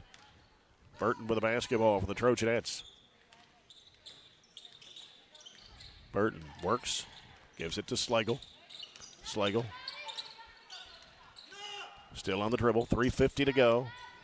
Gets her the basketball to Burton. Burton out front, fakes, drives to the basket, puts it up, and she's fouled. And this one will be on Walden, her second. That's what happens when you make 3 threes. You've got to come out and guard that player. And that time Mahala read that and took it right to the basket. Mahala Burton for two. First one is good. She's 3 for 3 tonight, and 16 points for Burton. She shoots 78%. Made a pair back in the first quarter, makes a pair here in the fourth quarter. Gives her 17 of the night. Now the lead is the largest at 58-42. 3:38 to play. McDonald with it on the right side, cuts back left. Comes at the top of the key. And a steal almost as they kind of mishandled it there. Slagle has been really playing well defensively for the Trojanettes tonight. She really has. She's had a really good game. And this is what Barren wanted, after Piper called that timeout, after that 7-0 run for Cumberland. Barren has matched that and extended the lead back. Yeah. 3:25 to go. Will in the corner, guarded by Bragg. Trying to get around her. Now she's cut off, has to do something with it. Throws it across in the left corner. Bluffs the shot and a spin move. And up with the left hand, no good, is McDonald, but a foul on the Trojanettes. She'll head to the line for 2. The foul is on Addie Slagle. That is her first personal at number 2 of the Trojanettes here in this quarter. McDonald is a 53.7% shooter, the only starter that has not scored for Cumberland County tonight, averaging 6.7 points a game. First one clangs off the front of the rim. And we're going to have a couple of changes here as Cooksey will check out for Cumberland County. In is Kaylee Brown, a 5'8 senior for Cumberland County. And they get Paula Cassani back in the ball game as well. I don't know if that's free throw good for McDonald. Those 2 leading scorers go out for Cumberland County. It'd be interesting to see if they come back in. Slagle's in a trap, throws a cross-court pass. Burton lobs it underneath the Bird, and she puts it in. Well, that's how they attack a 2-2-1 right there. You attack the score, and that's what Barren did. Yep, 60-43 now. Lead is now 17 for Barren County. 2:55 to play. Willen hands it off to McDonald. In the corner, here's a three-point attempt. Good for Walden. That's her 12th make from long range of the season. And she is in double figures with 11. It's 60-46.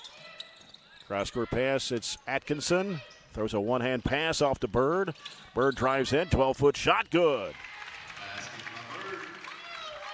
11 points for Shelby Bird this half. Third team of the ball game is 62-46. 2:25 to go here in this game. Out top with it, McDonald. We'll get it down low. Foul here called, and it is on Slagle, her second. I think what separates Barren from the other girls' teams in this area in particular, if you're going to beat Barren, you got to score now. That's true. Yeah, I mean, because Barren can flat score.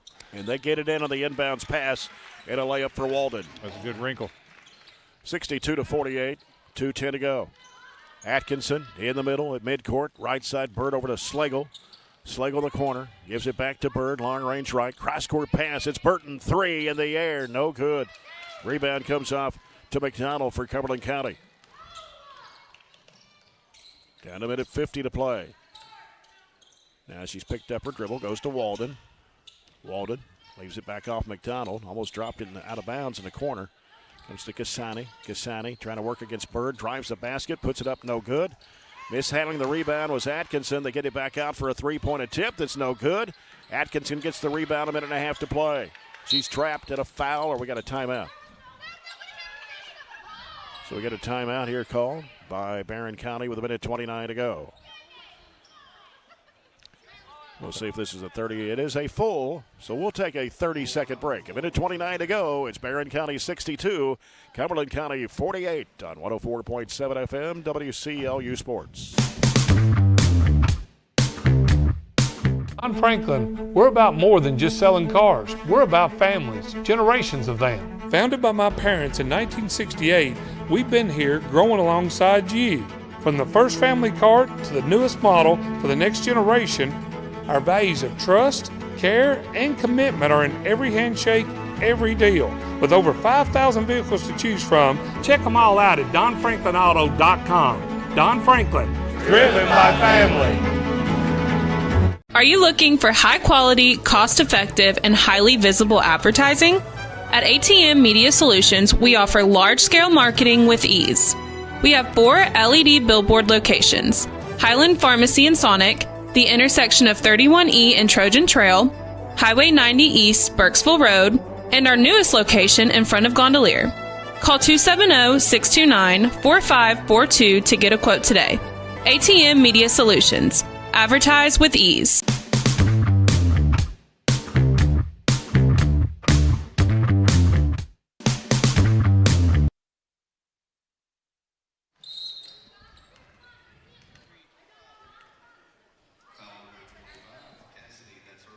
Cassani picks up her 4th foul as we are back to action. 1:26 to go. That's the 3rd team foul on Cumberland County. 62-48, Trojanettes. Atkinson in the backcourt. Gets it across the line. Leaves her defender. Bounce pass off to Slagle. Drives in. Gets cut off. Reverses it back out to the corner. Circle is out to Bird. 1:12 to go. Over it goes to Mahala Burton. Mahala Burton will give it to Ann Ashley Atkinson here on the left side. Takes it to the right side. Back to Burton. Down to 1 minute to play in the game. Cumberland County, if they want to foul, they're going to have to do it. They're down 14, under a minute to play. Here's Bird driving. Leaves it behind her over to Slagle. Slagle sends it back out to Burton. Now Burton will go left side with it, back to Bird. 50 seconds to play in the game. Now they come chasing her with a double team. Back out to Slagle. And a whistle, and there's a foul.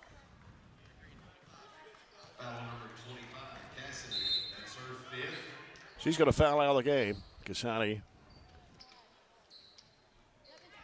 You know, I used to think when you're in coaching, you know, what's the strength of a coach? You know, player development, right? Mm-hmm. Strategy. Things like that. I think maybe the third one on the list is when to call timeout. I guess. Because I've seen that more here recently. Timeouts that save your butts from turnovers. Right. 40 seconds to play. Barren up by 14. 62-48. Burton with the basketball. There's no need to foul now. Yeah, it's too late now. I mean, yeah. Burton found an opening but didn't take it. Pulls it back out. Gives it off to Atkinson. 25 seconds to play. And now here's a foul on Brown. Just going to extend the lead right here. But that was number 5. I think both teams going to get a lot out of this, to be honest with you. It's a good opponent for Barren to play. Cumberland County is one of the better teams in the region. I do think you'll see them again, to be honest with you. I think Cumberland got a lot out of this game, too. You know, they're going to end up getting beat 15, 16 points. But I think they should have proved to themselves that they belong. You know, they made a nice little run to start the 4th quarter and got it back within 7 or 8. They hadn't played forever. So I think it's probably good for them, but also, you know, very, very impressed again with Barren. You know, Barren can just score. Yep. And that's a separator right now. Atkinson goes 1 for 2. Here's a shot on the other end for Cumberland County. It's no good. Rebound put back up, no good for Willen, but a foul with 12.1 to play. And it'll be on Hannah Bragg. Now your goal for this 12 seconds is not to get hurt. Yeah. You know, I think both teams play tomorrow, right? I know Barren. They do. They go to Franklin Simpson tomorrow. That's right. And Cumberland, I'm sure they have a Tuesday game. I can't imagine. They go to Allen County, maybe?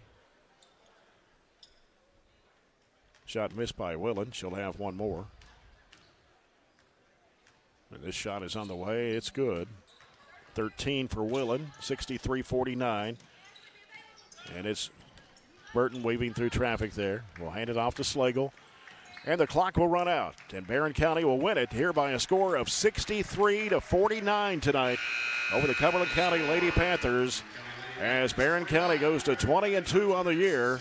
The number 1 team in the 4th region against the number 2 team in the 4th region, Cumberland County. They'll drop to 15-5 on the season.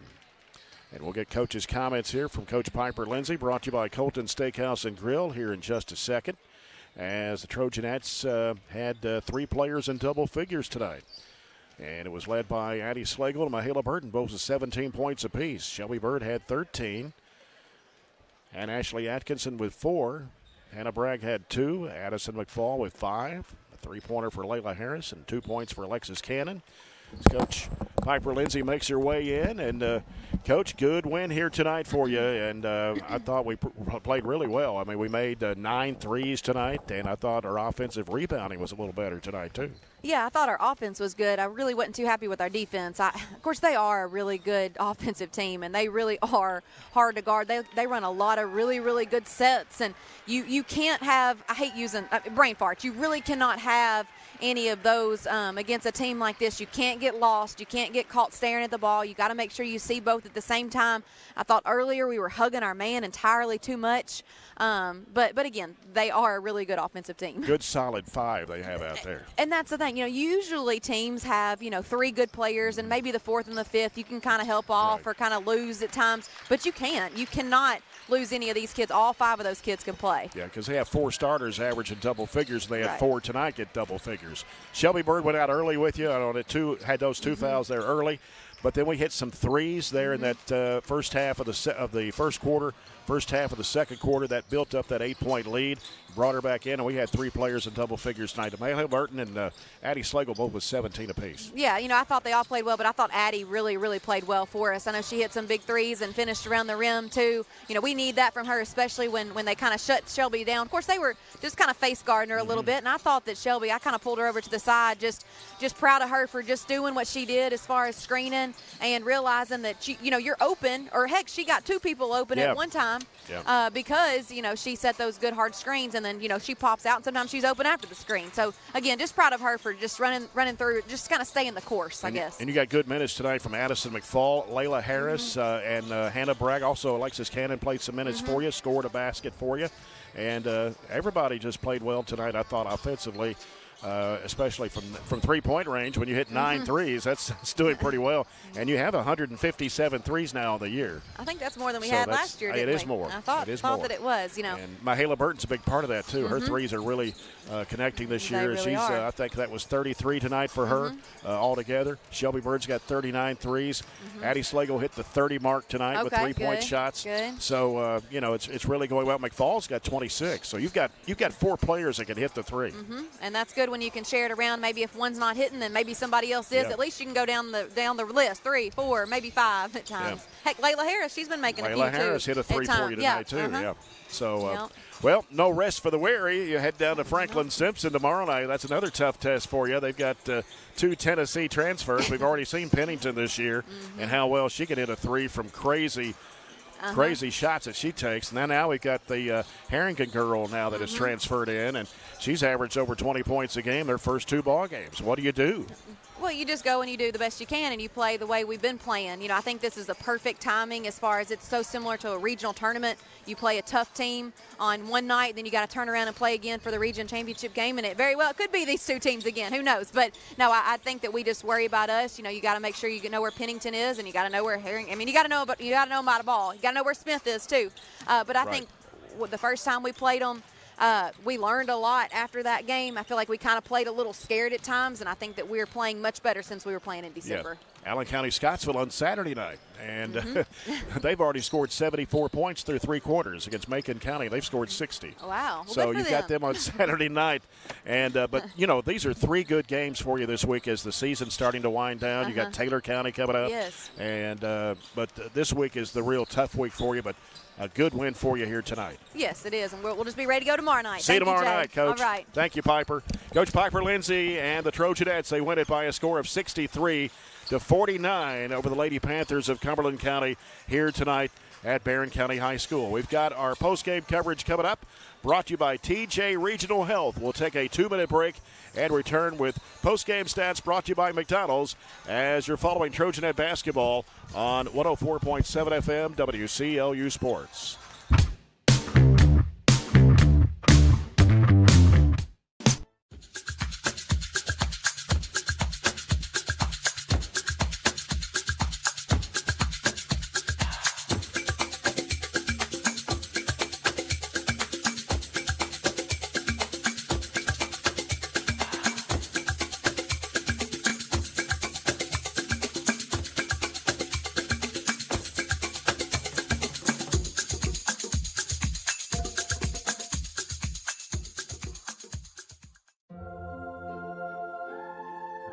Growing up is realizing that everyone who told you to eat your breakfast when you were little was actually eating this for breakfast.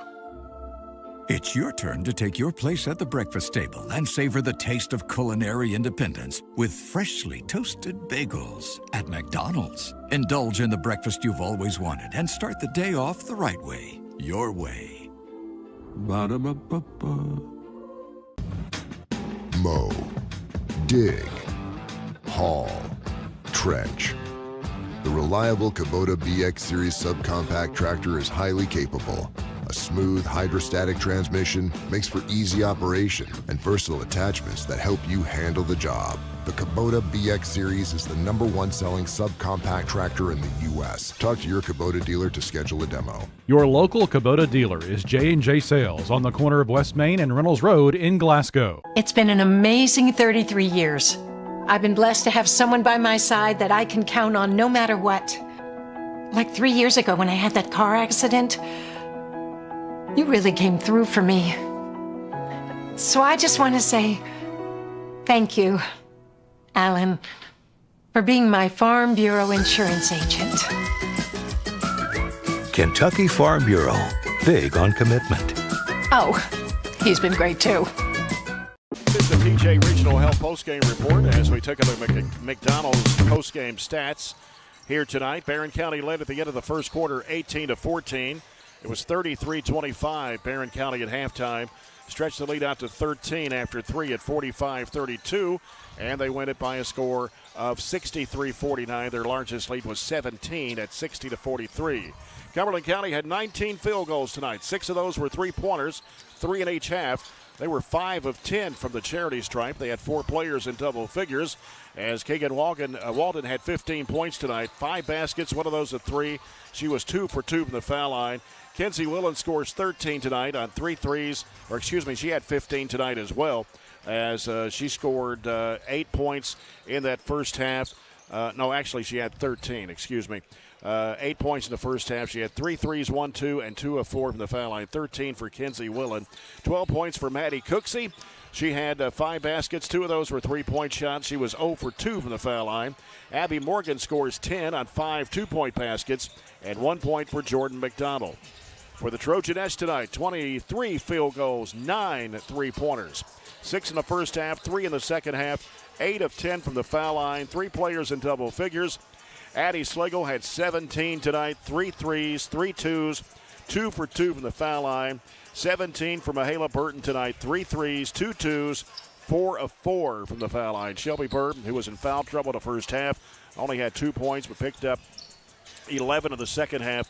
Total of 13 for the ball game for Shelby Bird tonight on 6 baskets. 1 of those a 3-point shot. 5 for Addison McFall. She had a 3 and a 2. 4 points for Ann Ashley Atkinson. She had a basket and 2 free throws. 2 points for Hannah Bragg. A 3 from Layla Harris tonight and 2 points for Alexis Cannon.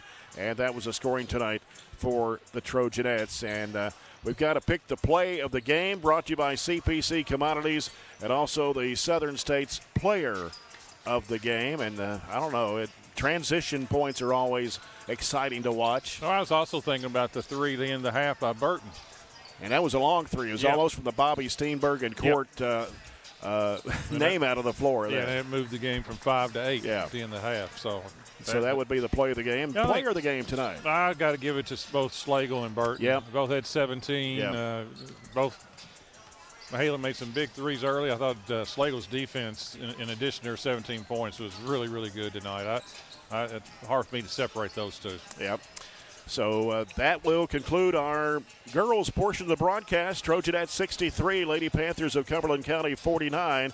Barren County goes to 20-2 on the year, heading to Franklin Simpson tomorrow night for part of a doubleheader with the guys. And Cumberland County Lady-Panthers drop to 15-5. We got the second half of our broadcast coming up between the Trojans and the Panthers of Cumberland County. We'll return in 2 minutes. And this is Barren County basketball on 104.7 FM, WCLU Sports.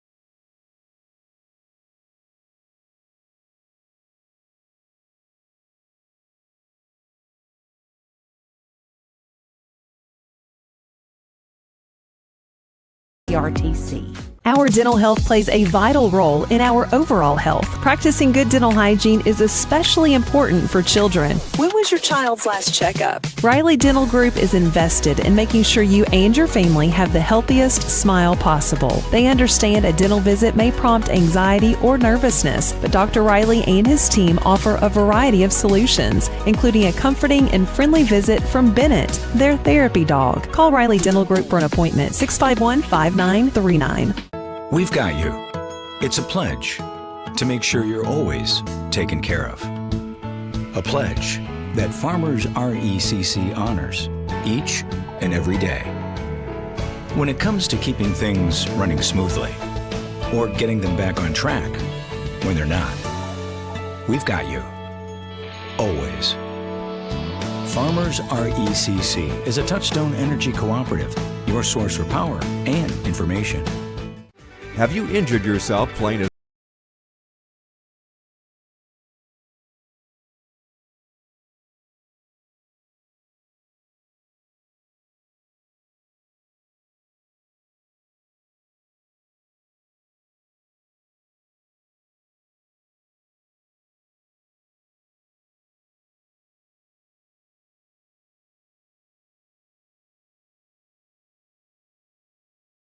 services? 84-46 win for the Trojans on Saturday afternoon against the District 15 opponent Warren East on the road. Gavin Nunn scored 22 points in that game. Weston Shelton had 17. Cameron Pippen added 15. The win improved the Trojans' record to 11-9 and 3-2 in the district. Cumberland County had an impressive win against Monroe County in their last game back on January 23rd. They defeated the Falcons by 16, 77-61 in a District 16 matchup. The Panthers shot a blistering 68.5% from the field in that ball game. They hit 23 of 34 foul shots and 6 of 11 three-pointers. Braden Perdue lit it up for 30 points in that game, including 14 of 15 at the foul line. So Cumberland County has now won 3 in a row. One against Metcalfe County in the district game by 6, Warren East by 12, and the 16-point win over Monroe County, which is the second time that Cumberland County has beaten the Falcons this year. Cumberland County's record is 7-11, and they're 3-3. And we talked about, John, a chaotic 16th district over there against Monroe County. The tournament favorite Clinton County, along with Metcalfe County and Russell County, and the only team in the 4th region the Panthers have played outside the 16th district is Warren East, which the Panthers won that ball game 91-79 on January 20th. And outside of Clinton County, it will be a very interesting 16th district tournament coming up in 3 weeks. Barren County is 26-3 against Cumberland County going back to 1998. The Trojans won last year's matchup in Burkesville 68-60, but the Panthers won 2 years ago in an upset in the 4th region tournament 54-50 in Diddle Arena. Cumberland County won the 16th district 2 years ago under current coach Curtis Claywell. And this year, the Panthers have 3 players that average around 13 to 14 points a game. And, John, the Trojans need to get off to a good start tonight as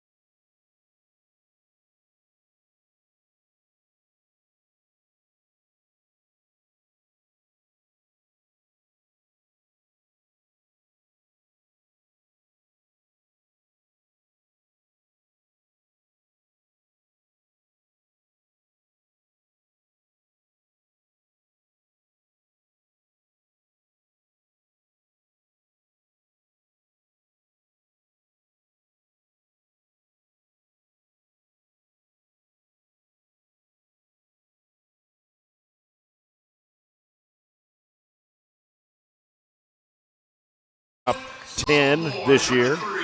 But, they have the 2 wins over Monroe County, which the last one, John, pretty impressive, 16-point win, 77-61. That was the last game they played. I think what makes that district unpredictable is they play each other so many times, twice in a regular season. They're all but Russell County in the All-A, so they see each other again, and then again in the tournaments, So, they play each other sometimes 3-4 times a year.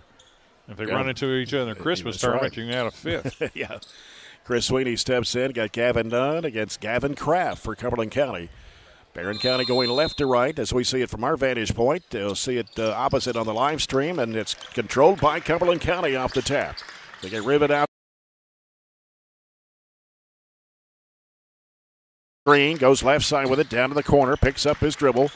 Goes back out now to Graham. Graham starting tonight for the Panthers. Gavin Graham. They got Gavin Graham and Gavin Kraft. He drives against Hardy, losing the handle, taken by Jackson Bird as he gets rid of it off to Cade Hardy. Right side is Shelton with it.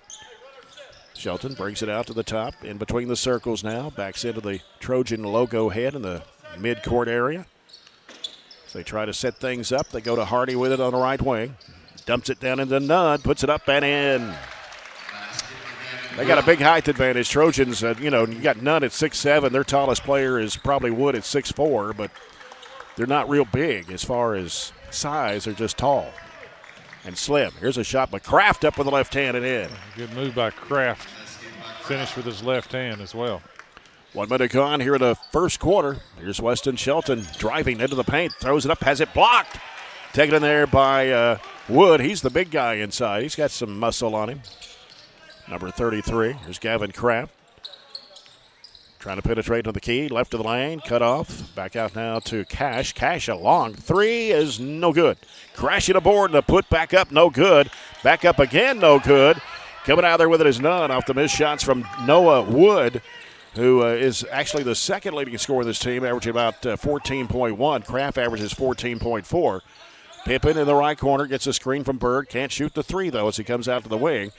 Gives it back out front to Hardy. 2-2 the score. We played almost 2 minutes here this opening quarter. Pippen with the basketball. Works it into the paint. Now looks. Throws it back out front to Shelton. Shelton. Bounce pass left off to Hardy. Nunn comes over to set a screen, and he goes the other way. Drives the basket. Flips it up and in. Yeah, it's a good read that time by Cade. He rejected the ball screen. Still going on the ball screen. Went opposite and had a clear lane to the basket. 4-2, Trojans lead it. Here's Kraft with the basketball for Cumberland County.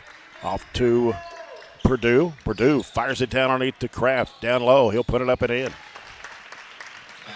Kraft has got some, he's thin, but boy, he's long. He's like 6'3", weighs about 150, looks like. Long arms. Maybe not even that. But here's Cade Hardy, three-point attempt, got it. Boy, he needs to really, really start getting hot shooting the ball. Yeah. He's played well this year. But when he gets going offensively, that makes Barren so much better. It's a Riley Dental Group 3 for Cade Hardy, number 36 on the season for him. As they give it down to Kraft. He's defended by Hardy. Brings it out. Diagonal pass, right corner is a Cash. Now Cash needs some help. He'll dump it down inside. Oh, a collision here and an offensive foul. Jackson Bird taking the charge from Braden Purdue. And that'll be Purdue's first, and the first foul on Cumberland County. Yeah, it's good rotation that time by Jackson Bird getting the charge. 7-4, Trojans lead it here. Cade Hardy brings it up for Barren County. Into the front court, right side it goes to Pippen. Pippen dumps it back down into Nunn, throws it up too hard. Threw it over the rim, and it goes say it went off a Bird and out of bounds. And Jackson thought it went off the Panther player. I think that's the other thing that Barren can probably add 10 more points to their game if they make 3-footers, 2-footers. Mm-hmm. They've missed a lot of those this year. Yeah. Kraft working one-on-one against Hardy. Kind of bumped into him with a shoulder. Fires up a long shot. It's no good. Crashing aboard there. Weston Shelton, him and Pippen both went for it. Left side, Hardy. Wants to drive into the paint. Goes off in a corner. Pippen for three. Yes, sir. Yeah, that's the pace that I like right there. That's a nice little secondary break that time, and good pass by Hardy to Pippen. Number 31 of Riley Dental Group 3s for Cameron Pippen. 10-4, Trojans lead it. Cumberland County with the basketball, driving to the basket and a foul. That is Wood. It'll be a foul here on Jackson Bird.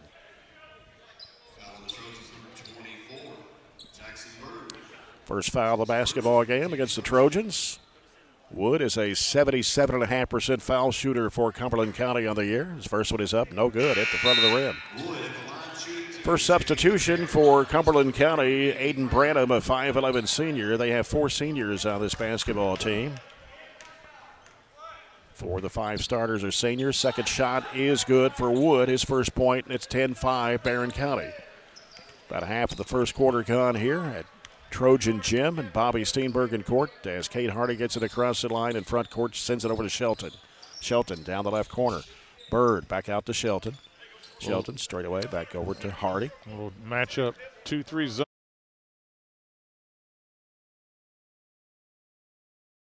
The high post to Bird, turns, fires it back off to Pippin. Out the corner for 3, no good.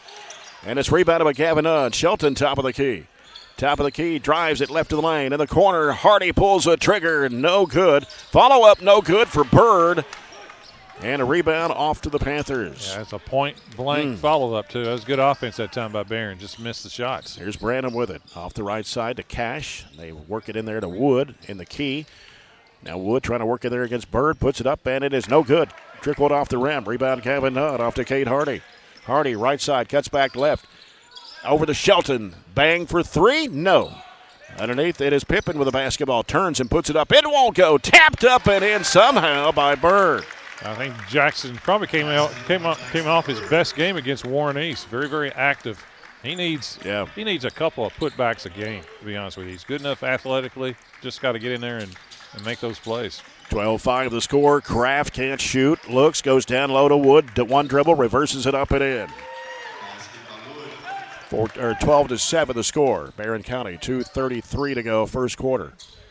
We'll get Carson Brownlee the ball game for the Trojans here at the next whistle. Pippin bounces it in there to Bird. Over it goes to Hardy, left wing. Kate Hardy back out to Shelton. Shelton looks right, goes to Pippin. Back out to Shelton. 2:13 to go here in the first quarter with a 12-7 lead. They go to Kate Hardy. In the corner, Pippin pulls a trigger out of the left corner. No.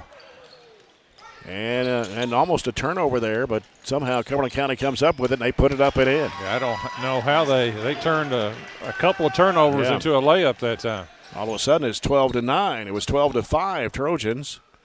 They've scored 2 straight. Here's Shelton with it on the right side. Yeah, this is the old Clinton County matchup zone right there. They're not going through with cutters. Kate Hardy dumps it off underneath Bird, a little floater, no good. It's another one of those inside shots, boy. You got to make those. Brandon with the basketball, left to the lane, slid his feet. Shot gets blocked in there by Pippin. Here come the Trojans. It's Hardy taking it to the basket, missing it. Follow up is no good for Nunn. And the rebound underneath by Wood. Incredible. In the corner, here's Cumberland County. They dribble it, go inside to Kraft. Kraft turns, goes up with a little right-handed hook, and it's in there. The difference in the game right now is we're missing 3-footers, and Cumberland County's making theirs. And they've scored 6 straight. It's 12-11, 1 minute to play here in the first quarter. Barren County's Kate Hardy sends it over to Pippin to the right side. Pippin, bounce pass in the high post to Nunn. Back over to Pippin, can't shoot the 3. Pippin comes off a screen from Bird, goes into the paint with a shot up, no good from the right elbow. Foul here going to be called against Cumberland County, and it's going to be charged to Branham. Second foul of the Panthers, and it is Cameron Pippin, who shoots 60.5% from the charity stripe. Going to be 3 substitutions for the Trojans. There hadn't been a lot of whistles. No. It's kind of gone by pretty fast here. It's nice to see Catavian Fryer back. He's missed the last 2 ball games. And 6'2", 255 junior. Maddox Griggs, 5'10", 135 sophomore. Carson Browning, 6'4", 175 junior. Will come in if Pippin makes the shot, and he missed it. Rebound to Wood. Kraft with 43 seconds to play. Trojans lead it by 2, 13-11. Kraft right side, hands it off to give and go, and try to go back door there, but nothing happened there. They go inside, spin move over Bird, no good. Bird grabs the rebound, gets the outlet pass to Griggs. Here he comes racing down the left side, pulls up and waits. Sends it to Bird, right side, Kate Hardy. Fakes, drives into the lane, into a lot of traffic there. Griggs for three. No good off the left side of the rim. Ball tapped out. Fryer tried to come up with the ball, but couldn't get there. And here is Brandon with the basketball. Underneath, wide open. Somebody missed an assignment there. Purdue gets an easy two. Ties it at 13 with 3 seconds. Going to have to think about a shot here. And here's Griggs out of the corner. The shot is no good, and that's the end of the first quarter. And we are tied at 13-13. Barren County and Cumberland County back in 1 minute. This is Trojan basketball on WCLU Sports. Get in. We're making country great again. Come on. Whiskey River, take my mind. Willie 94.1. You got to have an ace in the hole. Willie 94.1. Hard working man. The Big Willie. Oh, little rock. It's great country. Willie 94.1. We're making country great again, and we've got the Real Trader for you every weekday morning starting at 8. Join me, Mac Daniels, for it right here on Willie 94.1. When trying to find a bank that satisfies, everyone wants more of this. But where do you go to find great savings and friendly service all in one? A Kasasa account at the People's Bank. Kasasa accounts offer high interest, cash back, and automatic savings growth. Whether you open a Kasasa Cash, Kasasa Cash Back, or Kasasa Saver, your earnings will be through the roof. Come see the People's Bank in Cave City or Glasgow and see the difference in savings and service. Qualifications, rules, and limitations apply. Rates, rewards, and restrictions may vary by account. Contact the People's Bank for details. Member FDIC. Hey there, this is... Right at the end, the buzzer, as they said Griggs got fouled, but it took a while for the official to make the call, and both teams were headed to the bench, and we'd already gone to our break here. Well, I didn't see it either. But Griggs hits 2 free throws, and now the Trojans are up by 2. That was a quiet whistle. It was. I didn't hear it.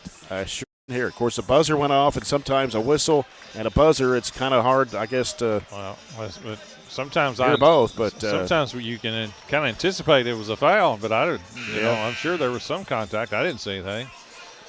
Anyway, Griggs did make both free throws, both Kentucky Farm Bureau Matt London free throws, and the Trojans have a 2-point lead heading into the second quarter. The silent whistle. Yeah. Barren County with the basketball. Griggs feeds it into Fryer at the high post right side. Hardy can't shoot the 3. Brings it back out. Sends it over to Griggs. Back over to Hardy. As Bird sets the screen, drives in. Jumper, 15-footer off the front of the iron. Cumberland County with a rebound. Coming down with it is Purdue. Here's Kraft. Over to Brandon. Out to Kraft. Kraft sends it off to Wood. Wood right side. Bounces back out to Brandon. Now Brandon trying to make a move on Browning. Leaves it in the corner with Wood. He heads into the lane. Bounce pass broken up in there by Fryer and taken by Hardy. Hardy, diagonal pass, left corner. Browning with it. Out to Griggs. Griggs back to Browning. Now the left side. Back out to Griggs. Now dribbles to the top, sends it right side over to Hardy. Goes down in the corner to Bird. Now Bird back to Hardy, long range right. Around the perimeter goes left side over to Griggs. Griggs feeds it. Ooh, it's intended for Bird. It's knocked away. Turnover underneath, and a whistle and a travel called here on Brandon for the Panthers. It'll go back to Barren County. 6:45 to go in the second quarter. Second quarter brought to you by CRS Construction. Yeah, they have gone to this matchup zone, and we have hadn't scored much off of it, to say the least. These matchup zones are tricky. They're kind of like man-to-man, but they're not. You can tell they're not. When you send somebody through the lane, they don't go through with it, so it completely is a switch. And it's not really a sagging man-to-man either. No. I just like, to be honest with you, I just like kind of running your basic man-to-man offense. Yeah. It's about the best you can do oftentimes. Browning, Bird, out top, Hardy, out between the circles. Wants to drive against Kraft, can't go. Browning with it now, out to Griggs. Puts it down on the floor, drives in, has a shot blocked out of bounds. When I coached Clinton County, the good Clinton County teams played a lot of matchup zone with the Guffies and all those. Oh, yeah. And at times, I always thought our best offense was to score before they got set up. Yeah. Because once they got set up, it's not easy. Clinton County boys runs this a lot. Griggs to put the ball in play. He looks, trying to feed it into Nunn. Can't find him there. Goes into Fryer in the left corner. And he falls down with it and loses it. And then, so we're going to have a foul on Fryer, I guess. Kind of ran into the back of Graham.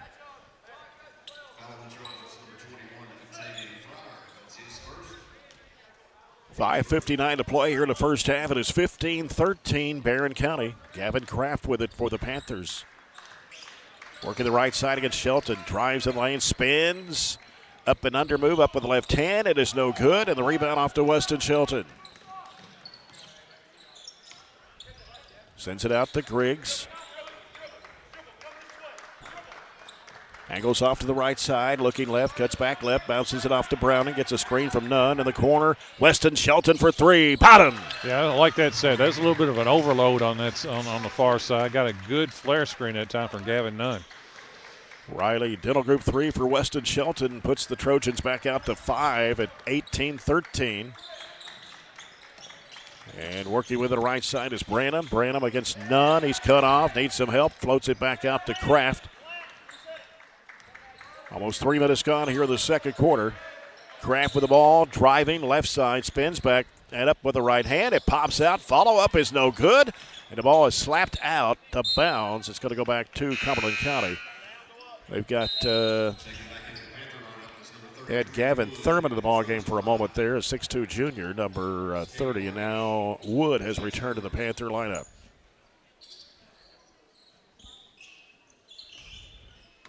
Branham will put the ball in play. Comes out to Kraft. Left side over to Purdue. Now Purdue out top. Branham. Back over to Purdue. Here's the lob down into Wood. And we got a whistle and a foul on the floor on Shelton. His first, number 2 of the quarter. Wood is, I think, the old way of talking is he's country strong. Yep. Goes underneath and a shot put up and in on the inbounds pass to Purdue for his second field goal. Those are bonus points when you can score a layup off an inbounds play. Those are like in football scoring off a kickoff return. Yeah. 18-15. Trojans by 3. Here's Pippin. High post, gives it over to Shelton. Shelton sends it in there to Nunn, left of the lane, back out to Bird, and now to Shelton. Shelton on the dribble. Nunn comes to set a screen. He drives, he goes in the lane, throws up the shot. We got a whistle and a... Well, if it's not a foul on the shot, it should be probably a charge.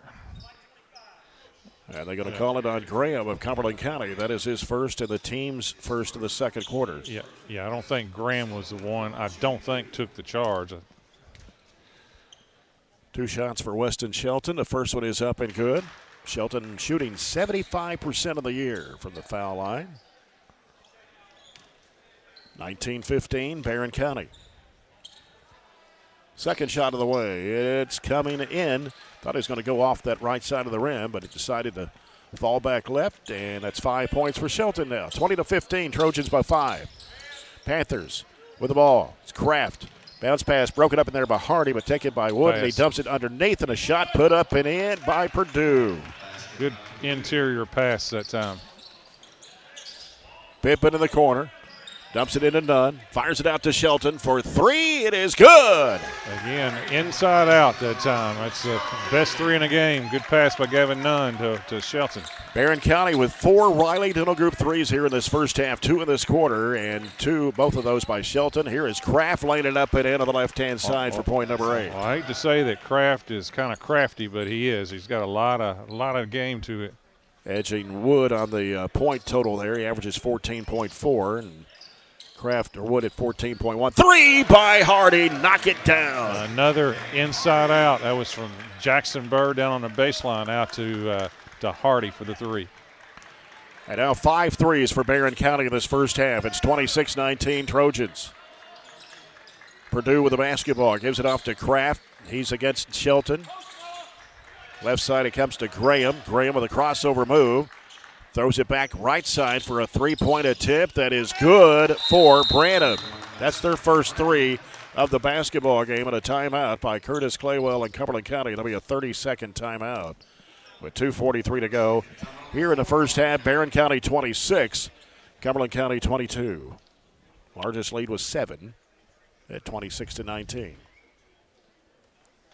I think I'm right on this one. Cumberland County, Jay, I believe, you can correct me, is the only school in the region, not counting the recent school out of Bowling Green, the private school that I think maybe in the region, I can't tell. Foundation Christian not counting Academy. them, is the only school in the region that does not play football. Oh, okay. I think you're right. I think that is right. Because Clinton County has football. It didn't used to have football. Nope. Up until a few years ago. Cumberland County had football for a couple of years back in the mid-'70s. They did. Joe Hood actually coached. Is that right? Yes, he coached them back in the mid-'70s. Now, when you was at Gamelia, was Cumberland County the only school in Cumberland County? Yes. Okay, all right. Played in Cumberland County's gym. My final game was in the district tournament over there. Got a foul here on the Panthers. That'll be on Graham, his second, team second. Of course, David Wells was a long time. David Wells was assistant coach at Cumberland County the years that I played basketball at Gamelia. Pip into the right corner, dumps it down to Nunn. Nunn works inside, up with a shot. It's no good. Tried to draw the foul there. Saved it from going out of bounds, but it goes in the hands of the Panther. And here comes Cumberland County with it. Graham with the ball out top now. Branham. Back over to Graham. 2:06 to play here in the first half, and a 26-22 Barren County lead. Here's Wood, left of the circle. Right side over to Branham. Branham in the corner to Purdue. Loops it back out over to Cash.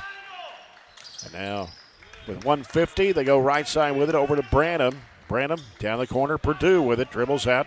Gives it to Wood. Fires it underneath. A little pump fake. Up and no good. Missing the shot at point blank was Graham. Here come the Trojans. Hardy driving the bucket. He is going to be fouled. Boy, Cumberland, point-blank layup. Well, their interior passing is really good, and they just flat-out missed a gimme. Kate Hardy, 2 free throws, shooting quite well from the line, 86.5%. He's knocked down 2 threes tonight. Free throw is up and good. Also has the longest shot of the year. Remember that down in down at Logan County. Logan County made one about, 75 feet? It was about 75 feet. It was from about the free throw line on the other end. Hardy with 9 points in the basketball game and make it 10. 27-22, Barren County coming down a minute and a half to play here in the second quarter. Kraft with the basketball for Cumberland County. Right side it goes to Cash, covered up. Gives it to Kraft. Kraft circles around, goes into the paint, and a foul will be charged to Jackson Bird. And on Bird, that's number 2. Third foul of the quarter will send Gavin Kraft to the free throw line. He's a good one, too, 86% on the season. He's a good player. 14 points a game, shoots 41% from 3, and I just kind of got a pace that I kind of like with him, too. He changes speeds well. 6'3" and very, very kind of lanky, long. Mm-hmm. Here's his second shot. It's up, and he got both of them, and he's got 10. It's 27-24. Trojans with a minute 20 to play in the first half. Here's Weston Shelton. And a double dribble. I think that was a good call. I think he put it back down on the floor after he picked it up just barely. And Greenwood boys lead Bowling Green 23-21 into the first quarter. We've seen 2 double dribbles in the girls and guys game, and you don't see that twice a year normally. Top of the key, Wood for 3. It's in there. He shoots 48% from 3. Doesn't shoot a lot, but that's only his 12th one of the year. When he shoots them, he makes them. And they're right back in this game, obviously, tied up. It's 27 all, 52 seconds to go. It's Gavin Nunn. It should have been a foul, but no whistle on that one. Shelton out front with it. 43 seconds to play. Right elbow, down he goes to Hardy. That's the foul you don't want right there. They're going to call a bump, and that's going to nullify a layup from Hardy. That'll be the second foul at Branham.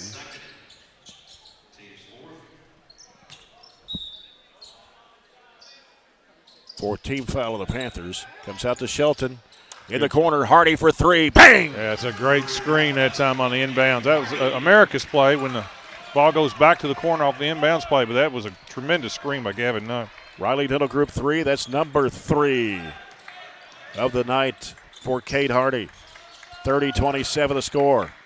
Should go for one shot. Didn't look like they thought about that. No, not really. 13 seconds to go. Well, they're going to have to now. Here goes Kraft against Hardy. Sends it in the corner. Going up the baseline. Going against Nunn, and he put it up and in. Still got time to get the shot off. Here's Pippen. Desperation shot. Hits the top of the backboard. And that is the end of the first half. So here at halftime, it is Barren County 30, Cumberland County 29. We'll come back with our SCRTC halftime report and our McDonald's halftime stats in 2 minutes as you're following Trojan basketball on 104.7 FM WCLU Sports.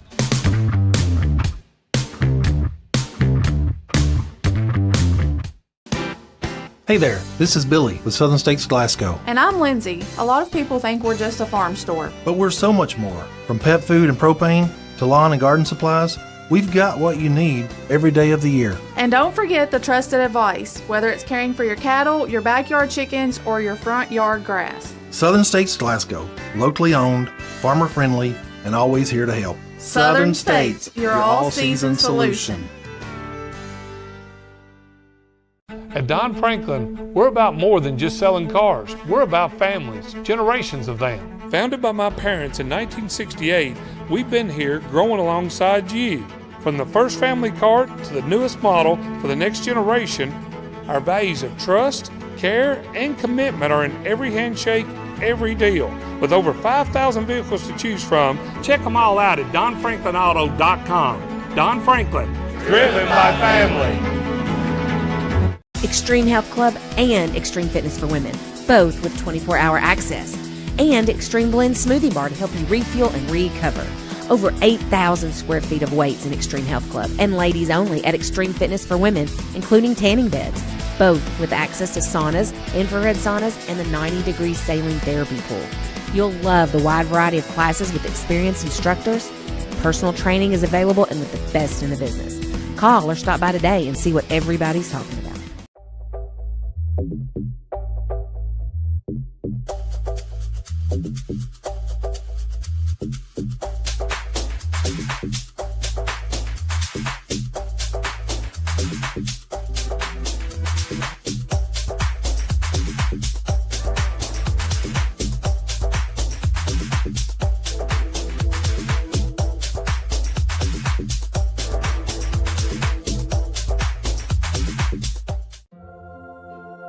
Panthers here at 30-29. Barren County leading by 1 point, led 15-13 after one, and Cumberland County comes back, scores 16 in the second quarter to Barren County's 15. As you're here on the South Central Kentucky or South Central Rural Telephone Cooperative SCRTC halftime report and our McDonald's halftime stats. And first for Cumberland County, they had 12 field goals in the first half. 2 of those were three-pointers. They were 3 of 4 from the foul line. 10 points for Gavin Kraft in the first half. 4 two-point baskets, 2 for 2 from the foul line. 8 points each for Noah Wood and Braden Purdue. Purdue had 4 two-point baskets. Wood had a 3 and a couple of 2s and a 1 of 2 from the charity stripe and a three-pointer from Aiden Branham. For Barren County in the first half, 9 field goals, 3 fewer than Cumberland County, but 6 of those were three-point shots. They had 2 in the first quarter and 4 in the second quarter. Went 7 of 8 from the free throw line. That's the difference there for Barren County. 13 for Kate Hardy in the first half, 3 threes, a 2, and 2 for 2 from the foul line. Weston Shelton scored all 8 of his points in the second quarter on 2 three-point baskets and 2 of 2 from the foul line. Cameron Pippen has a 3 and a free throw out of 2 attempts for 4. 2 points each for Gavin Nunn, Jackson Bird, and Maddox Griggs. But 6 of the 9 field goals in the first half for the Trojans coming from beyond the arc.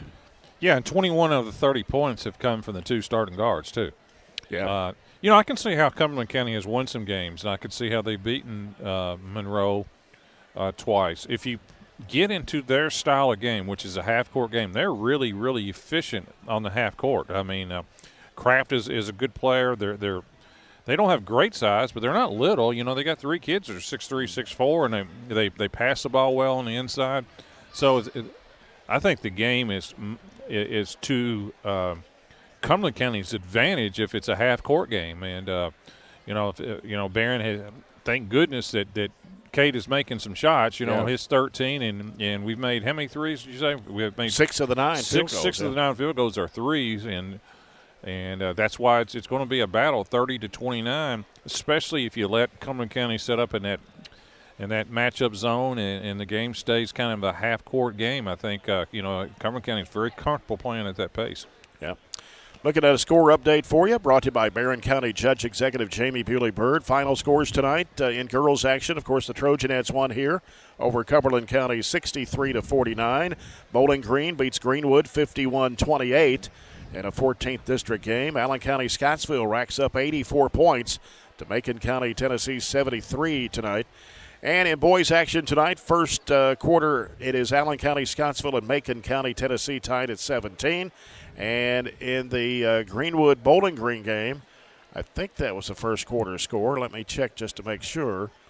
Well, I have been texted 23-21 Greenwood after one. I have been texted by an old-timer that said Maribone had a team in Cumberland County at one time. They did at one time, but back when I played, it was only Cumberland County. Now, they had Maribone High School. Is that right? Yeah. That would have been back in probably the 60s? 50s to 60s. Yeah. I'm not sure when they went in with Cumberland County, but, of course, I played in the 70s, the mid-70s, and it was always Cumberland County in that 16th district. Right. Against Camellia, Tompkinsville, Metcalfe County, and Clinton County. That's before Camellia and Tompkinsville consolidated back in 1985. I played against Tompkinsville and Camellia. Yeah, that's been a year or two ago. Yes, it has. That's exactly right. But, yeah, I played my last high school basketball game at Cumberland County in the same gym they have now. I know it's been renovated some. But, I played in that gym a few times over my high school career. But the district tournament was played there my senior year, and we lost to Tompkinsville in that 16th district tournament. The Bears. So that was my final game in that gym over there. Against your rival.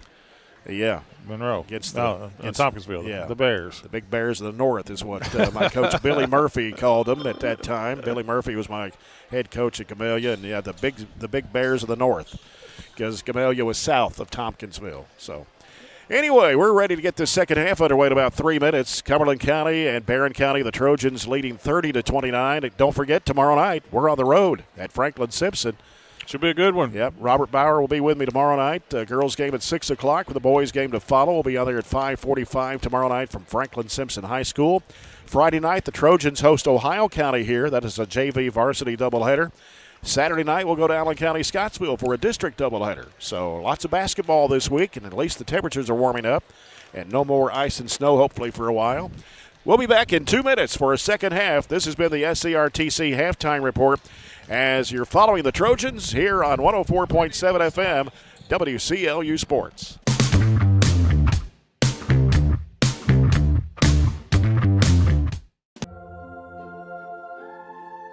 Growing up is realizing that everyone who told you to eat your breakfast when you were little was actually eating this for breakfast. It's your turn to take your place at the breakfast table and savor the taste of culinary independence with freshly toasted bagels at McDonald's. Indulge in the breakfast you've always wanted and start the day off the right way, your way. Ba-da-ba-ba-ba. Mow, dig, haul, trench. The reliable Kubota BX Series subcompact tractor is highly capable. A smooth hydrostatic transmission makes for easy operation and versatile attachments that help you handle the job. The Kubota BX Series is the #1 selling subcompact tractor in the U.S. Talk to your Kubota dealer to schedule a demo. Your local Kubota dealer is J&J Sales on the corner of West Main and Reynolds Road in Glasgow.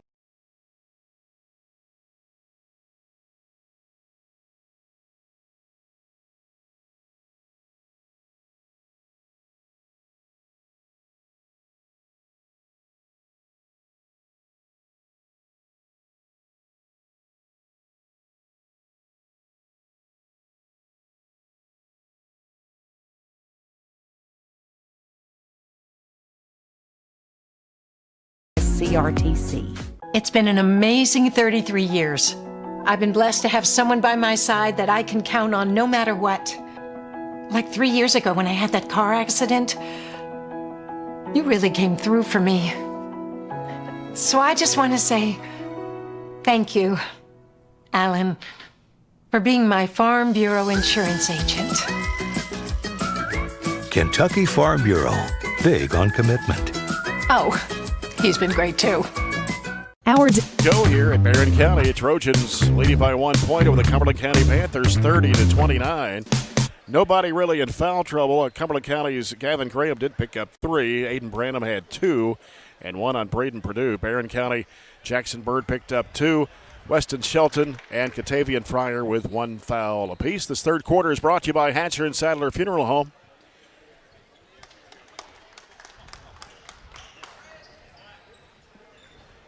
Shelton, Pippin, Hardy, Nunn, Bird for Barren County. And the Panthers going back with Kraft, Cash,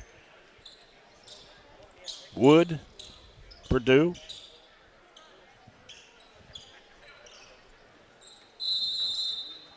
And it's Cumberland County's basketball to start the third quarter as it comes into Kraft. Kraft as Hardy trying to stay with him there. Goes in the corner. They dribble it back out over to Branham. Branham trying to work off a screen from Wood. Drives left of the lane. Gets stopped down low. And they bounce it back out to Kraft. And he double dribbled the ball. Yeah, he sure did. But apparently the officials didn't see it. Here's Purdue with the basketball. Had it knocked loose by Hardy, but chased down there by Cash. Now Cash will send it back out to Kraft. It's Hardy trying to stay with him there. Kraft will throw it off down inside there. Purdue puts it up and in. 10 points for Purdue, and Cumberland County has the lead at 31-30. Hardy almost lost the handle, throws it back out to Shelton. Shelton driving strong to the bucket, and it ricocheted off somebody's foot and out of bounds. I think it stays with Barren. I tell you what, if you think you missed a call on one end, that team normally scores about 87% of the time, it seems like. They dump it down to Nunn. Nunn trying to work inside. Floats it back over to Pippin for 3. No good. Nunn with a rebound. Nunn with a spin move. Trying to go back up strong with the left hand and got it to go down. Good play by Gavin Nunn. He made the first good read, the pass, and then got the rebound and then the finish. Now the Trojans back on top, 32-31. 6:40 to play, third quarter. Kraft with the basketball, gets a screen from Wood. He rolls off of it. Kraft drives, spins in the lane, whistle, and a foul. They're going to count the basket. Giving it a continuation. Foul is on 23. That's Cade Hardy, his first. Team's first of the third quarter. Kraft, they give him the bucket for point number 12, and it puts the Panthers back on top, 33-32. Kraft puts it up and in. Old-fashioned three-point plays, 3 for 3 for the line. The Panthers with a 2-point lead at 34-32. Shelton with the basketball, leaves it out with Cade Hardy. Hardy gets rid of it to Bird, out front. Back over to Hardy. 3 if it goes. No good. Long rebound, chased down by Hardy in the corner. Hardy goes up the baseline, goes strong, got fouled. Wood got him from behind. That'll be his first. First foul of the Panthers here in the third quarter. And Cade Hardy will step to the free throw line for a pair. Knocked down a pair back in the second quarter. He's hit 3 threes tonight, 13 points in the basketball game. 86.5% from the line. Free throw, good.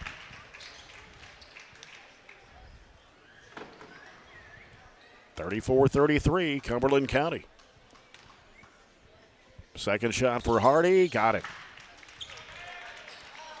Ties it up at 34, 6:15 to go here in the third period. Cumberland County with the basketball. It's Kraft will bring it into the front court against Cade Hardy.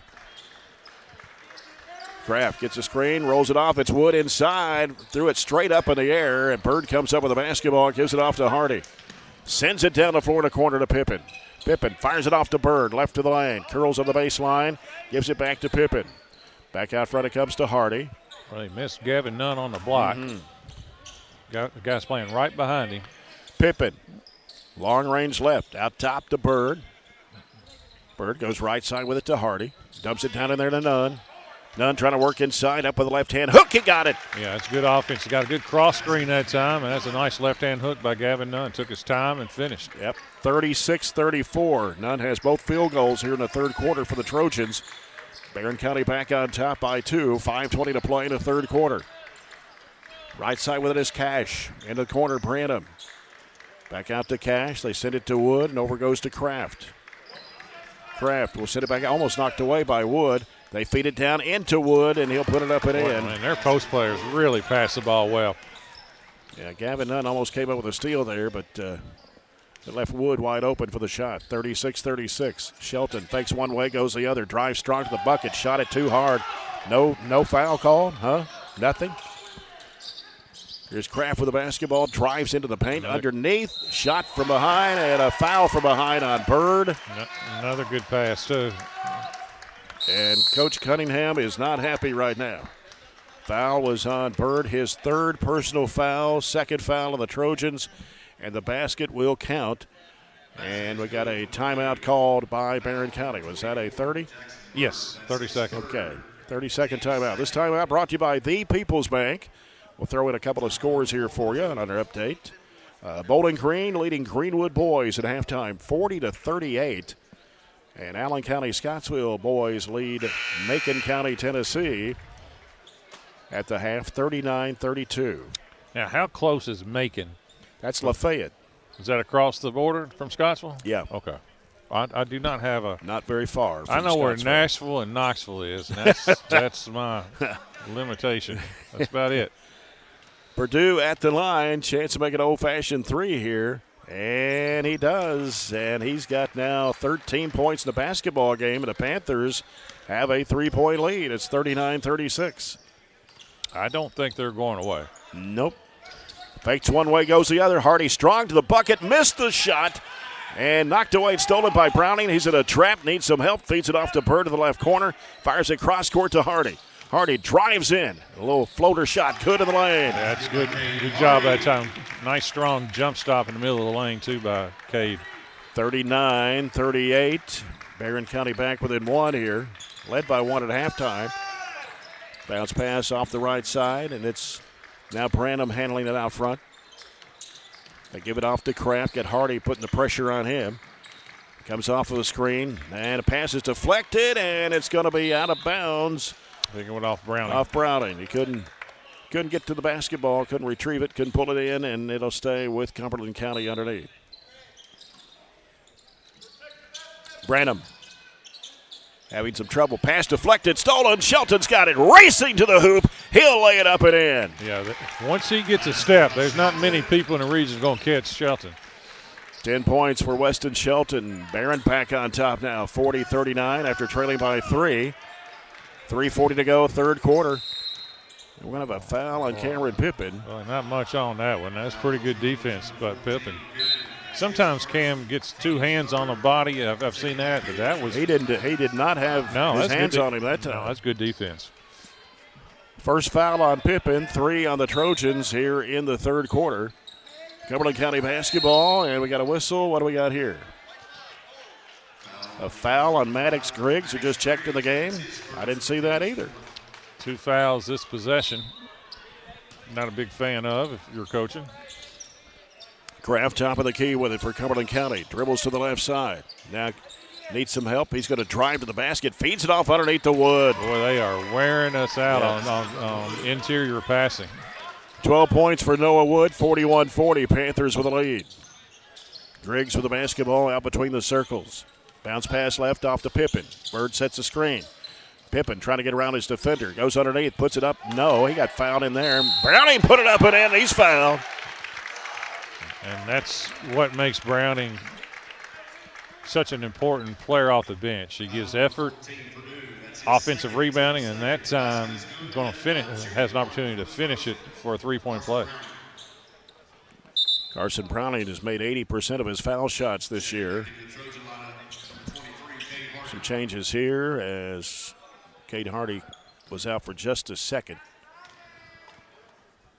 Browning's free throw is on the way, and it's good. It's a Matt London KFB free throw. Barren back on top by 2. It's 43-41. Coming down to the 3-minute mark of the third quarter. They go with a bounce pass at the left elbow to Purdue. Hands it right back to Branham. Branham trying to make a move on Pippen. Drives, stops, right of the lane, spins around, gives it off to Wood, now to Kraft. Kraft for the basketball. Down to 2:48 to go. Drives it into the lane. He'd walked. Yeah, there's the call by the official. Yeah, slid his foot, but he was getting ready to make another good play and assist. I'm guessing Cumberland's got 41 points. I'm pretty confident they're double-digit in assists. A lot of their points have been off assists, which is always a good sign. Maddox Griggs with the basketball for the Trojans. Bounce pass, left elbow, Bird out to Hardy, fires it up, three-pointer, yes sir! Yeah, they've been back to man-to-man. That's a nice set that time called by Warren, and that's not an easy shot coming off that play by Cade Hardy. 4 threes for Cade Hardy tonight, 20 points in the basketball game, and it's 46-41, Trojans by 5. And there was a walk there to drive to the basket is no good by Graham. Barren County back the other way. Here's Katavian Fryer. May have got away with a walk and tried to save it in bounds, but he stepped on the baseline. That was a good feed that time. And you could tell with Katavian. Katavian has been out a couple games. Yeah. Has probably not had a lot of practice time, but that's a play that he's more than capable of catching and finishing because he was hustling down the floor, just didn't finish it. Just under 2 minutes to play here in the third quarter. 46-41, Barren County, Purdue with the basketball. Gives it out now to Graham. Graham drives left side and got in trouble there. Gives it back out to Purdue. Out top with it. Here's a lob down into Wood. He'll put it up. And no, he missed the shot with the left hand. And we're going to have a jump ball. Bird had the ball, and then Wood came around and I don't know. Yeah, I think that was probably the right call. That was a nice, again, a good pass, good high-low, just missed it. Barren very fortunate. Yeah. Minute 35 to go here in the third quarter. Here's Griggs with the basketball. Being defended out front. Putting the pressure. A little hand checking going on out there. Hardy trying to penetrate. Can't go. Gives it out to Browning. Browning back over to Hardy. Here's a three. It's in the air. It is no good. Bird with the offensive board. Hooks it back to Griggs. He'll fire it up for a three. Yes! Off an offensive rebound. Big shot that time. How about a Roddy Little Group three for Maddox Griggs to push the lead back out to 8 at 49-41. In fact, that's the largest lead of the ball game for the Trojans tonight. They led by 7 in the first half. It's the difference in the game, the three-point shot. Yep. Here's Kraft with the basketball for Cumberland County, under a minute to play. 49-41 Trojans. Kraft works against Hardy. Trying to take it to the left side. Pulls up, can't shoot. Fires it off. It deflected off the hand. Katavian Fryer comes up with it. Here's Hardy. Brings it into the front court. Hardy down the lane, up with the left hand. Got it, and a foul. Well, he feels it tonight. That's a nice, strong move that time by Cade Hardy. He took one up with him and then finished with his left. Foul is going to be on Kraft. His first, team's third of the quarter. And all of a sudden, this game has moved from a 3-point deficit to a 10-point lead by Barren. That's good minutes, too, by Katavian and Browning. Yeah. Hardy is at the line. Perfect tonight, 4 for 4. On the way, perfect again. 5 out of 5 at the line for Cade Hardy. 52-41. 30 seconds to go, third quarter. Kraft can't shoot it, gives it out to Wood. And now Wood drives against Bird. Trying to backtrack in with a hook shot. It's up and it rolls in good. Boy, old school move that time. Yeah. 52-43. Trojans by 9. 15 seconds to play in the third period. Griggs with the basketball with a bounce pass to Hardy on the left side. Hardy sends it out to Shelton. Back to Hardy. Going to fire it up. Long range three. No good. Rebound comes off to Cumberland County's Branham. Branham throws it up on the run. Almost banked it in as the buzzer goes off, and the Trojans have a 52-43 lead over Cumberland County going into quarter number 4. And we'll return in 1 minute. This is Trojan basketball on 104.7 FM, WCLU Sports. Dental health plays a vital role in our overall health. Practicing good dental hygiene is especially important for children. When was your child's last checkup? Riley Dental Group is invested in making sure you and your family have the healthiest smile possible. They understand a dental visit may prompt anxiety or nervousness, but Dr. Riley and his team offer a variety of solutions, including a comforting and friendly visit from Bennett, their therapy dog. Call Riley Dental Group for an appointment, 651-5939. We've got you. It's a pledge to make sure you're always taken care of. A pledge that Farmers RECC honors each and every day. When it comes to keeping things running smoothly or getting them back on track when they're not, we've got you. Always. Farmers RECC is a Touchstone Energy Cooperative, your source for power and information. Have you injured yourself playing a sport or exercising? Sports medicine experts at TJ Regional Health. You buy Scooters Coffee. Jay Turner with John Butler here at Barren County High School. Here on a Monday night, Trojanettes winning earlier tonight, 63-49 against the Lady-Panthers of Cumberland County. And the Trojans now lead here against the Panthers 52-43. Scored 22 points in that third period at Cumberland County's 14. Kraft with the basketball for the Panthers. He works it off a screen to the left side. Guarded by Hardy. They go in the corner. And covered up. Cross-court pass comes right side over to Branham. He drives into the paint. Throws up the shot. It rims good. A foul on Weston Shelton. And Branham he's strong, too. You can tell by his shoulders and so forth. And he needed that strength that time to get the foul and the basket and potential free throw. Free throw is up and good. 52-46. Barren County had an 11-point lead there at 52-41. They cut it in half. They've scored 5 straight. Here's Griggs. Gives it over to Hardy on the right side. Hardy now sends it off. Down low. It's Nunn. Whistle. Yep. And they're going to call an offensive foul. They say Nunn lowered his shoulder. Probably the right call on that one. Maybe a little bit of, but that's what you're supposed to do as a defensive player. You got to sell it a little bit. Yeah.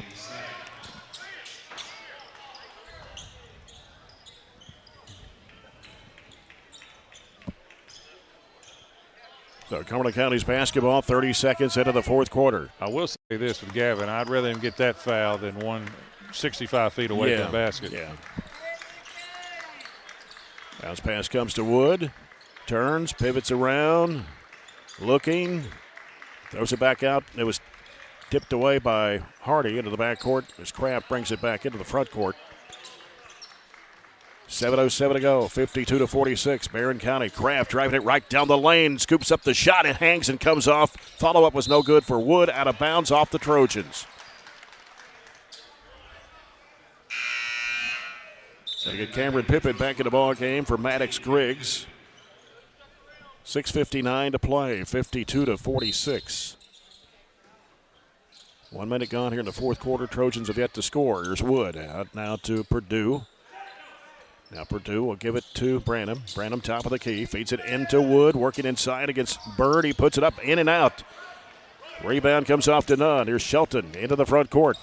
Shelton out left wing, gives to Pippin. Now Cameron Pippin back to Shelton. Got Nunn posted down low against Wood there. Working against him inside with a spin move. Goes up with left hand. It is no good, but a foul on Wood. His second. Team's first of the fourth quarter. Two big guys going at it. Gavin Nunn for 2 shots. He's a 58%er on the year. First one is up, and it's too strong. That's one part of his game that's improved. At one time, is in the 40s. Yep. Barren County was 11 of 12 at the line tonight before that miss. Now 11 of 13. None for one more. It's on the way, and it is too strong. Hangs and comes off. I thought it was going to go down, but it didn't. Cumberland County back the other way. Chipping away at this lead with 6:26. Here's a layup that's good for Graham. That was not great defense that time. Just a direct, straight line drive to the basket that time. 52-48. Barren County with a 4-point lead. Left side, Pippin. Pippin coming out to get the pass. It's Bird. Right side, Hardy. Hardy fires it down and none inside. Up with the left-hand hook. Good. Well, those are two big guys going at each other that time. Good finish that time by Gavin. Yep. 32nd timeout. 8 points for Gavin Nunn tonight. 32nd timeout. This timeout brought to you by the People's Bank. All of our instant replays tonight brought to you by the Glasgow Electric Plant Board. 6:01 to go. 54-48. First 2 points of this fourth quarter for Barren County, coming from Gavin Nunn. Tomorrow night, we're at Franklin Simpson. Girls' game's at 6 o'clock. Boys' game about 7:30 or so. I think you should be able to see two good games down there. Yeah. I think obviously the girls, I think two of the top 3 teams in the region, maybe the top 2 teams. And the boys' game should be good. 5:55 to go. Cumberland County with the basketball. Underneath it goes to Kraft. He puts it up and in. It's a great set off a timeout that time. Quick little back cut. Barron's been overplaying, trying to deny Kraft. They set up a little back cut. Hardy with the ball over to Shelton. Deep on the right wing. Gets a screen from Bird. Dribbles off of it. Penetrates the lane. Throws it up on the run. He gets fouled. It's one of the things that makes Shelton, he's a sophomore guard, but getting better and better. And I think he's going to, by the time he gets done here, he'll be one of the better guards that Barron's had in a while. He can make the three, jumps well, but he's also athletic where he can get to the basket and to the rim. That's 3 fouls on Noah Wood. Weston Shelton for a pair. First one is up and good. 55-50, Barren County, 5:34 to play.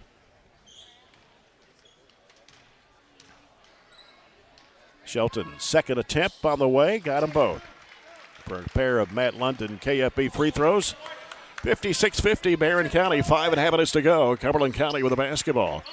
As the pass was deflected, but Purdue caught it down low. Shovels it off of the baseline. Here's a shot going up, no good. Foul on Pippin. Don't want to foul, especially on a two-footer. And that time Pippin trying to, guard, but just too much after the release on that one. Gavin Graham at the line for a pair. Free throw is up and short. 54.8% shooter on the year for Graham from the charity line.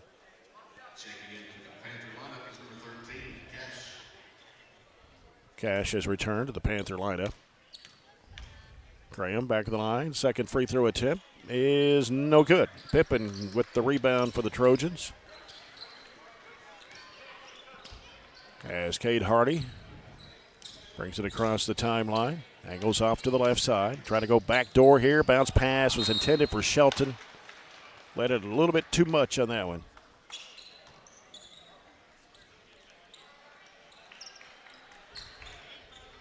Cumberland County's basketball as we're coming down to the 5-minute mark. 56-50 Barren County. They give it to Wood. Back out to Kraft. Now Kraft goes right side with it over to Cash. Barron stays in his zone, plays his zone last couple of possessions. And Purdue inside with a shot, good. They got the ball that time. Cumberland County got the ball in the heart of the zone where you need it. Yeah. Timeout by Cumberland County. This is a full one with 4:48 to play. It's Barren County 56, Cumberland County 52. We'll be back in 30 seconds on 104.7 FM, WCLU Sports.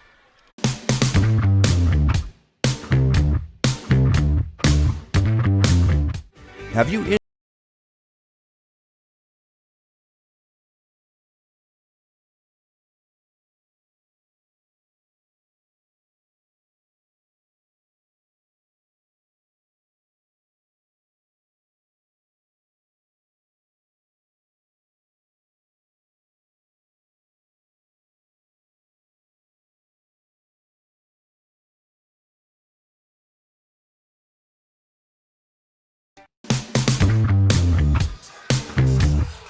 .448 to play in this one.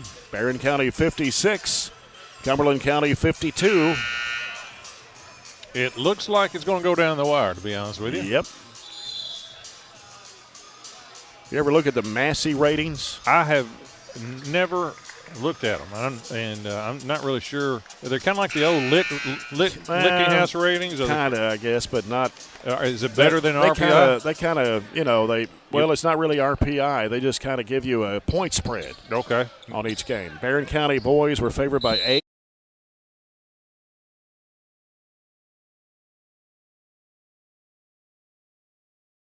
In a 2-2-1 zone court press. Trojans break it, though. Here's Jackson Bird.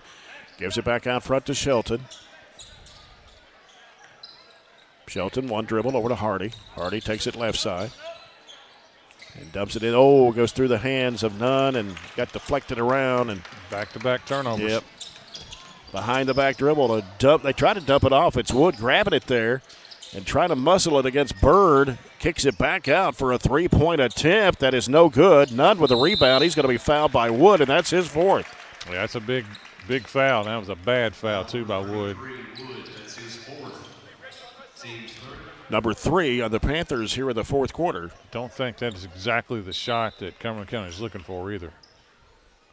And Pippin will put the ball in play. Gets it into Bird. Gives it back to Pippin. Hooks it over to Hardy. Hardy lobs it up to Shelton. Shelton sends it back out to Hardy here out front on the near side. Half of the fourth quarter is gone. It's 56-52. Trojans by 4. Pippin in the key at the free throw line area. Turns on the dribble. Now sends it back over to Hardy. Dumps it down to Nunn. He hooks it up. It's short. And rebound by Bird. He put it up and in. And Smart going after Wood with 4 fouls. Yep. And that was a good cleanup that time by Bird. 58-52. The Trojans lead it by 6. 3:38 to play. Kraft with the basketball. Double screen on him. And he works against Hardy. Drives in. Can't shoot. Throws it a bad pass. Here comes Shelton. Racing to the bucket. He'll lay it up and in. And again, once he gets a step on anybody from Cumberland County, they're not catching.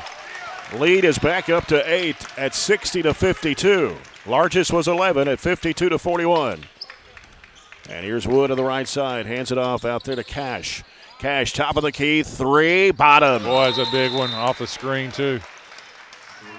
Timeout, Cumberland County. 3:06 to go in the basketball game. It's Barren County 60, Cumberland County 55, and a 30-second timeout by the Panthers.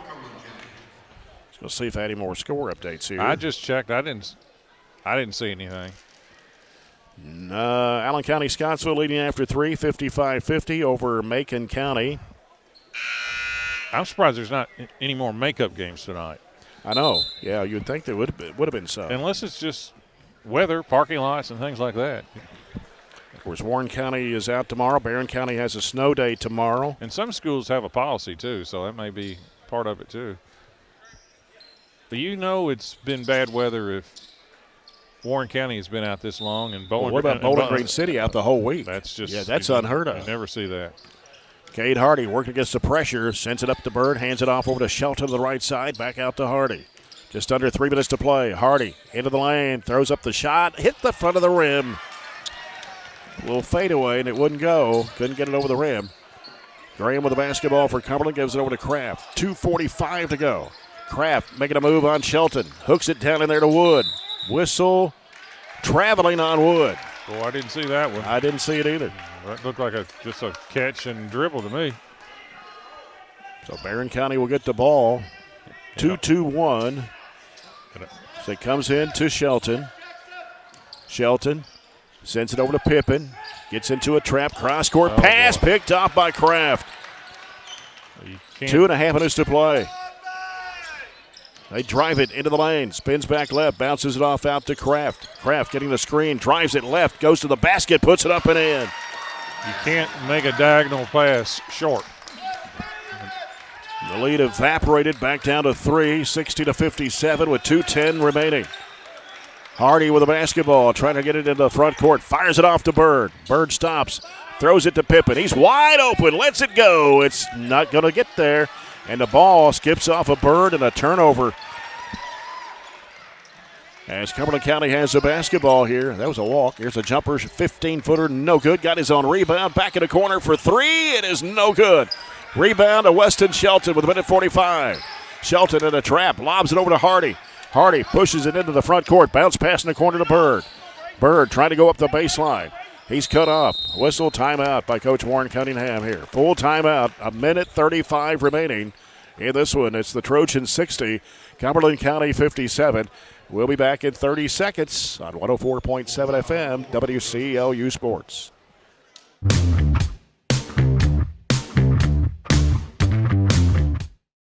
Get in. We're making country great again. Come on. Whiskey River, take my mind. Willie 94.1. You got to have an ace in the hole. Willie 94.1. Hard working man. The Big Willie. Oh, little rock. It's great country. Willie 94.1. We're making country great again, and we've got the real trader for you every weekday morning starting at 8. Join me, Mac Daniels, for it right here on Willie 94.1. At Don Franklin, we're about more than just selling cars. We're about families, generations of them. Founded by my parents in 1968, we've been here growing alongside you. From the first family field goals, one of those a three-point shot. They're 1 of 3 from the charity stripe. Barren County has as much as an 11-point lead at 52-41. And now it is 3. No, I don't think we're going to hold it. Only up 3 with 1:35. You're not going to take a bad shot, but got the ball underneath the goal right here. If you got a really good shot off this inbounds, I think you take it. And Shelton will trigger it in. He's looking. Gets it into Bird. Lobs it back out to Hardy. Hardy trying to get around his defender. Drives, trying to get around his defender down low. Throws it off in the corner to Shelton. Now Shelton brings it back out with 1:25 to play. Getting some pressure from Kraft out there. Gets away from Kraft. Drives, shovels it off underneath. It's Bird falling away. Shot no good. None. Puts it back up too hard. Chasing down the basketball as Bird saves it and bounds to Pippin. And gives it out to Shelton. Cumberland County wanted to walk on that. And it's Pippin wide open, but won't take the shot with 1 minute to play. Pippin's in a trap. Hooks it off in the corner to Bird. Fires it out to Shelton. 58 seconds to play. Shelton working out there. And they try to foul. They finally do. It's on Cash. His first. That'll be the team's 4th. Yeah, Cumberland has one more foul to give. Carson Browning will check back into the Trojan lineup for Jackson Bird. Yeah, I think that's for free throw shooting right there in case of a foul. Yeah. As Hardy gets it out to Browning. Hands it back to Hardy. Hardy getting some pressure out there from Cash, or Branham that is. Trying to dribble out of trouble. 40 seconds to play. Straight away over to Shelton. Shelton against Kraft. Shelton now dribbles, gets rid of it off to Hardy. There's a foul. Reach around called against Branham, his 3rd. They let a lot of time go off before fouling. As they left almost 30 seconds go off. In fact, Barren has had this possession since 1:30.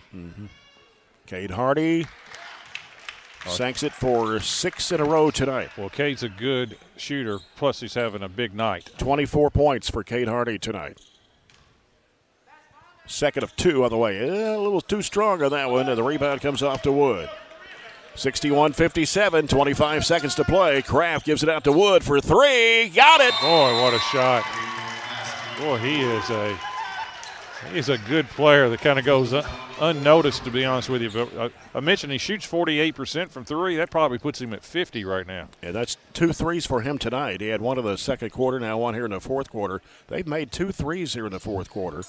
Barren County still only 3 buckets in this fourth quarter. And well, that's you look at the difference, 17 points in the fourth quarter for Cumberland County. Barren County has scored 9. Well, that's the game changer right there. Making that 3 goes all the way from 4 down to 1. Yeah.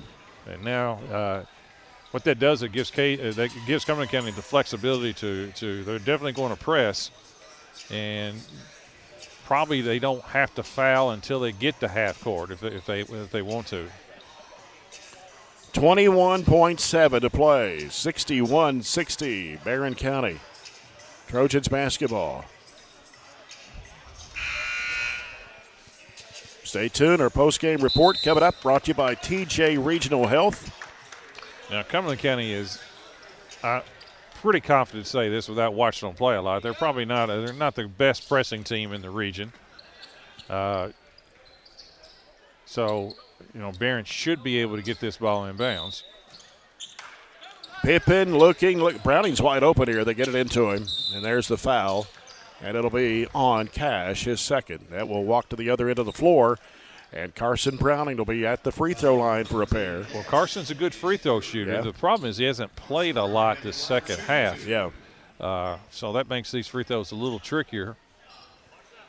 Did have an old-fashioned three back in the third quarter when he made a basket and was fouled. Got the free throw. The shot goes up. Good. Well, he made that like he's been shooting all day long at the line. 62-60, Trojans, 19.9 to play. Obviously, this is a big one. And here's a shot. It's up. It is good. He said no problem. Yep. 63-60. Now you got to defend the three right here. Yep. 19.9. They're going to pick up some pressure here in the backcourt as Cash will toss it in. Comes into Branham. Branham heading up court with it. Gets it across the timeline. Branham wanting to drive to the basket, goes up for the shot. It's short. Rebound by Gavin Nunn. He gives it to Hardy, and they're going to foul Hardy with 9.3. I think Cumberland wanted that foul. Kraft will pick up his second. Cade Hardy missed his last attempt, but he hit 6 in a row before that. I like his chances on making this. 86.5%. Kind of pushes out to a two-possession game. The first one, hits the front of the rim.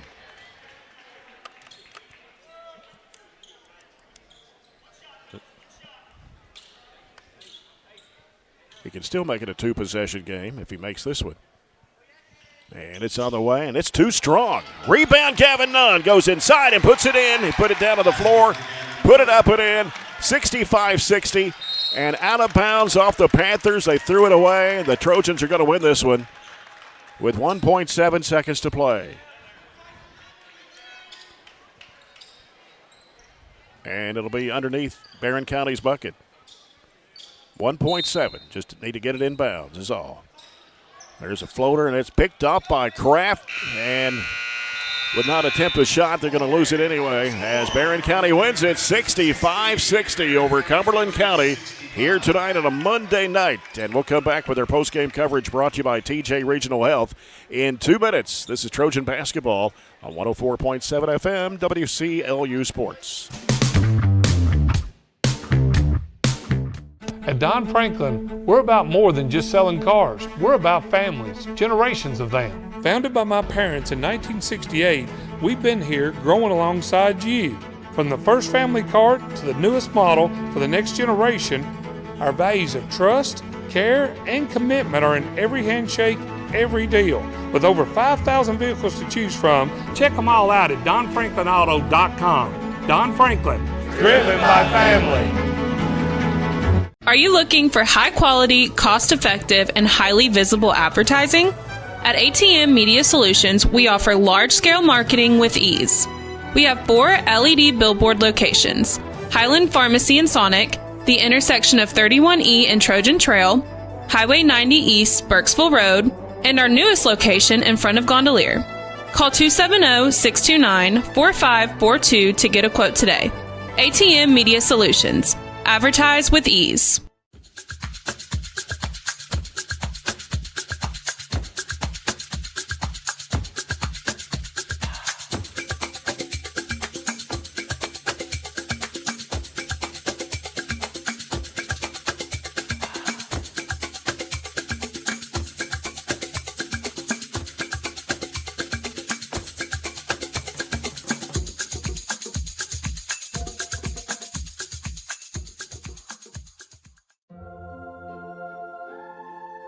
Growing up is realizing that everyone who told you to eat your breakfast when you were little was actually eating this for breakfast. It's your turn to take your place at the breakfast table and savor the taste of culinary independence with freshly toasted bagels at McDonald's. Indulge in the breakfast you've always wanted and start the day off the right way, your way. Ba-da-ba-ba-ba. This is the TJ Regional Health Postgame Report as Barren County defeats the Cumberland County Panthers here tonight, 65-60. So we take a look at McDonald's postgame stats. Barren County led 15-13 at the end of the first quarter, 30-29 at halftime, built up as much as an 11-point lead there in the third quarter toward the end, 52-43 after 3, and a 65-60 win for the Trojans tonight as they go to 12-9 on the year. Cumberland County falls to 7-12 on the season. The Panthers had 25 field goals tonight. 12 in the first half, 13 in the second half. They hit 4 threes. They were 6 of 9 from the free throw line. 17 points apiece from Noah Wood and Gavin Kraft. Wood had 7 baskets. 2 of those were 3-point shots. He was 1 of 2 from the foul line. Kraft had 7 baskets and 3 for 3 from the foul line. 15 for Braden Perdue tonight. He had 7 baskets and a free throw. 6 points for Aiden Branham, a 3-pointer from Connor Cash, and 2 points for Gavin Graham. Trojans had 5 fewer field goals tonight than Cumberland County, 20. 9 in the first half, 11 in the second half. Out of those 20 field goals, 8 were 3-pointers. 6 in the first half, 2 in the second half. Barren County 16 of 21 from the foul line tonight. And unofficially, the individual scoring tonight had Kate Hardy with 25. Had 13 in the first half, 12 in the second half. Had 7 baskets and 7 of 9 from the free throw line. 14 for Weston Shelton. They were the 2 players in double figures. Shelton knocked down a couple of threes, had a couple of 2s. He was 4 of 4 from the foul line. Gavin Nunn scores 8 tonight on 4 baskets, 4 points each for Jackson Bird and Cameron Pippin. Pippin hit a 3 and had a free throw. 5 points each for Maddox Griggs. He had a 3 and a 2. Actually 2 free throws and a 3-point basket, and Carson Browning with a basket and 3 of 3 from the foul line for his 5 points. Good win. I mean, Cumberland County's solid. I think their record's a little deceiving. If you, like I said, if you play at their pace, they've got some skilled players. I really like, Wood and like I said, Gavin Kraft is a nice player, and Purdue. So they've got some pieces and so forth. But I thought Barren played. I wouldn't say we played great, but I thought Cade Hardy had, obviously 25 points, and I just loved his energy and so forth. And Shelton, the guards, really played well. I thought Gavin Nunn's second half was good. He made made some nice little jump hooks, and he got the key rebound there at the end. The offensive rebound. Who knows the way Cumberland County was playing? They may have made a 3 and could have tied it and sent it in overtime, but Gavin Nunn made that rebound and made the right play. So. It's 2 straight wins for Barren. You just take them one at a time, and got a tough game tomorrow. But it's nice to see us making shots too. We were stuck in those 40s and 50s there for a while, and when the 3-ball goes in, that's quite helpful. Obviously, 65 points. Yep. Got a play of the game in particular? I was thinking about that. I can't really. Nothing just jumps out at me. I mean, there was a couple of nice inside-out threes or whatever. I don't remember per se a dynamic play that just jumps out at me, but I think it's pretty clear who the player of the game is going to be. The play of the game brought to you by CPC Commodities, our player of the game. I will probably vote with you on that one. Brought to you by Southern States. Kate Hardy. I had him for 25. Now, I might have missed a point somewhere. We'll get the official out of the book here in a little bit. Hardy with 4 threes tonight and made, I think it was 7 of 9 or 7 of 10 from the free throw line, something like that. But 25 tonight for Kate Hardy. And just like I said, here comes Warren out right now. A good win. Needed this win, and but like I said, I think Cumberland County is a little bit underrated. They're not bad at all. I mean, they beat Monroe by 16. And beat them twice. Yeah. The book says 23 for Hardy, so I messed up somewhere. And, of course, Gavin Nunn had 10 instead of 8. Okay, there's where I missed the point total there. Coach Warren Cunningham joins us now for Coach's Comments, brought to you by Colton Steakhouse and Grill. Good win for you tonight against a pretty solid Cumberland County team that beat Monroe by 16 just a week or so ago. Yeah, I think they're very solid. I have a lot of respect for Coach Claywell and the job that he does, and I think their team does a lot of really good things. They're physical. They make shots. They don't take bad shots. I mean, I think they play very fundamental. They run their stuff good, and I think they're very solid, and they're a good, well-coached team. And I knew just the way that they played with it. They're physical, and they can, they matched up with us, and pretty good. We matched up with them pretty good. So, I knew that it would be that type of game. We hit 8 threes tonight, 6 in the first half. Cameron Pippin hit a 3. You had 5 there from Cade Hardy and Weston Shelton together. I know Cade was frustrated with his scoring against Warren East on Saturday, but he made up for it tonight with 23 points. Well, Cade's a good shooter, and good shooters just keep taking good shots. And they get in the gym, this afternoon, just about our entire team was in here getting up some shots at 3 o'clock, and, we did some stuff to get them some game-like shots, and nobody spends more time in the gym getting up shots and working on his game than Cade does. And you have those nights sometimes, and I know they're frustrating, but credit to him, he puts a lot of time into it. He bounced back tonight, and I was glad we were making threes because we certainly weren't making very many twos in the first half. I think at halftime we had made maybe 5 threes, and we had made 3 twos. Yeah. So Yeah. that was a huge difference for us, and really made a big difference in the game. Now, you talk about Cumberland County being solid. The record's kind of deceiving in a way. They're now 7-12, but they beat Monroe twice this year, which that 16th district is chaotic. I mean, I don't know. Yeah, it is, and it's. You got to be tough. Those guys got to be tough over there, and that's a tough district. But they've played a good schedule, and they're kind of there's a lot of us teams in this kind of in the same boat together. That just a few points here and there, and they would probably be 12-7 instead of 7-12, and we could be the other way. So just a few plays here and there, but they've got a good team, and it'd be a tough out. This is a good win for you tonight because you've got 3 more to go this week. You go to Franklin Simpson tomorrow night. Of course, Ohio County here on Friday. Go to Allen on Saturday. But Franklin Simpson, you go down there tomorrow. Always an athletic team that we see in Franklin Simpson year after year, and especially they play hard on their court.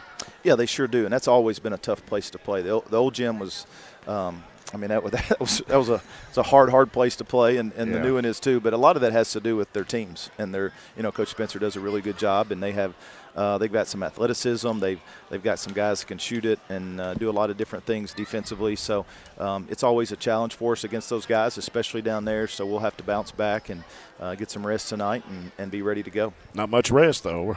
No, there's not. Our guys, we don't have school tomorrow and nothing else going on. So hopefully they can get plenty of rest and not sleep all day, but get plenty of rest. And we haven't had a busy stretch lately, so I'm not too worried about that much right now. But our guys do need to get plenty of rest tonight and be ready to go tomorrow. Coach, congratulations to you. See you tomorrow. All right, thanks, Jay. Coach Warren Cunningham, the Trojans, they win at 65-60 over Cumberland County to go to 12-9 on the year. And again, the Trojanettes winning earlier tonight, 63-49 over the Lady-Panthers. And we'll be at Franklin Simpson tomorrow night.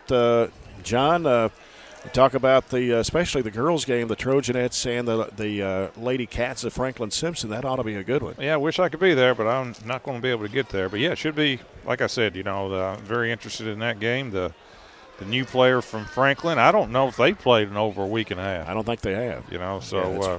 We'll see. That's 2 games for us before they played in over a week and a half. So I like that aspect of it, but. And the thing about it is the players can rest a little tomorrow. I mean, you don't get up at 5:30, 6 o'clock and come to school. You get a little extra rest time, I guess. That's exactly right. And Barron's got enough depth, I think, that we'll be in good shape. Yep. Robert Bauer will join me tomorrow night from Franklin Simpson. Our final scores here tonight, 63-49 Trojanettes win, and the Trojans win 65-60. I want to thank Jake Norris, our studio producer, and for Luke Pritchard tonight, who's battling some sickness. Got the BC Live crew with us tonight. Aaron Russell heading that up. And for John Butler now, I'm Jay Turner. Thanks for being with us until tomorrow night at 5:45. Good night from Barren County High School Gym.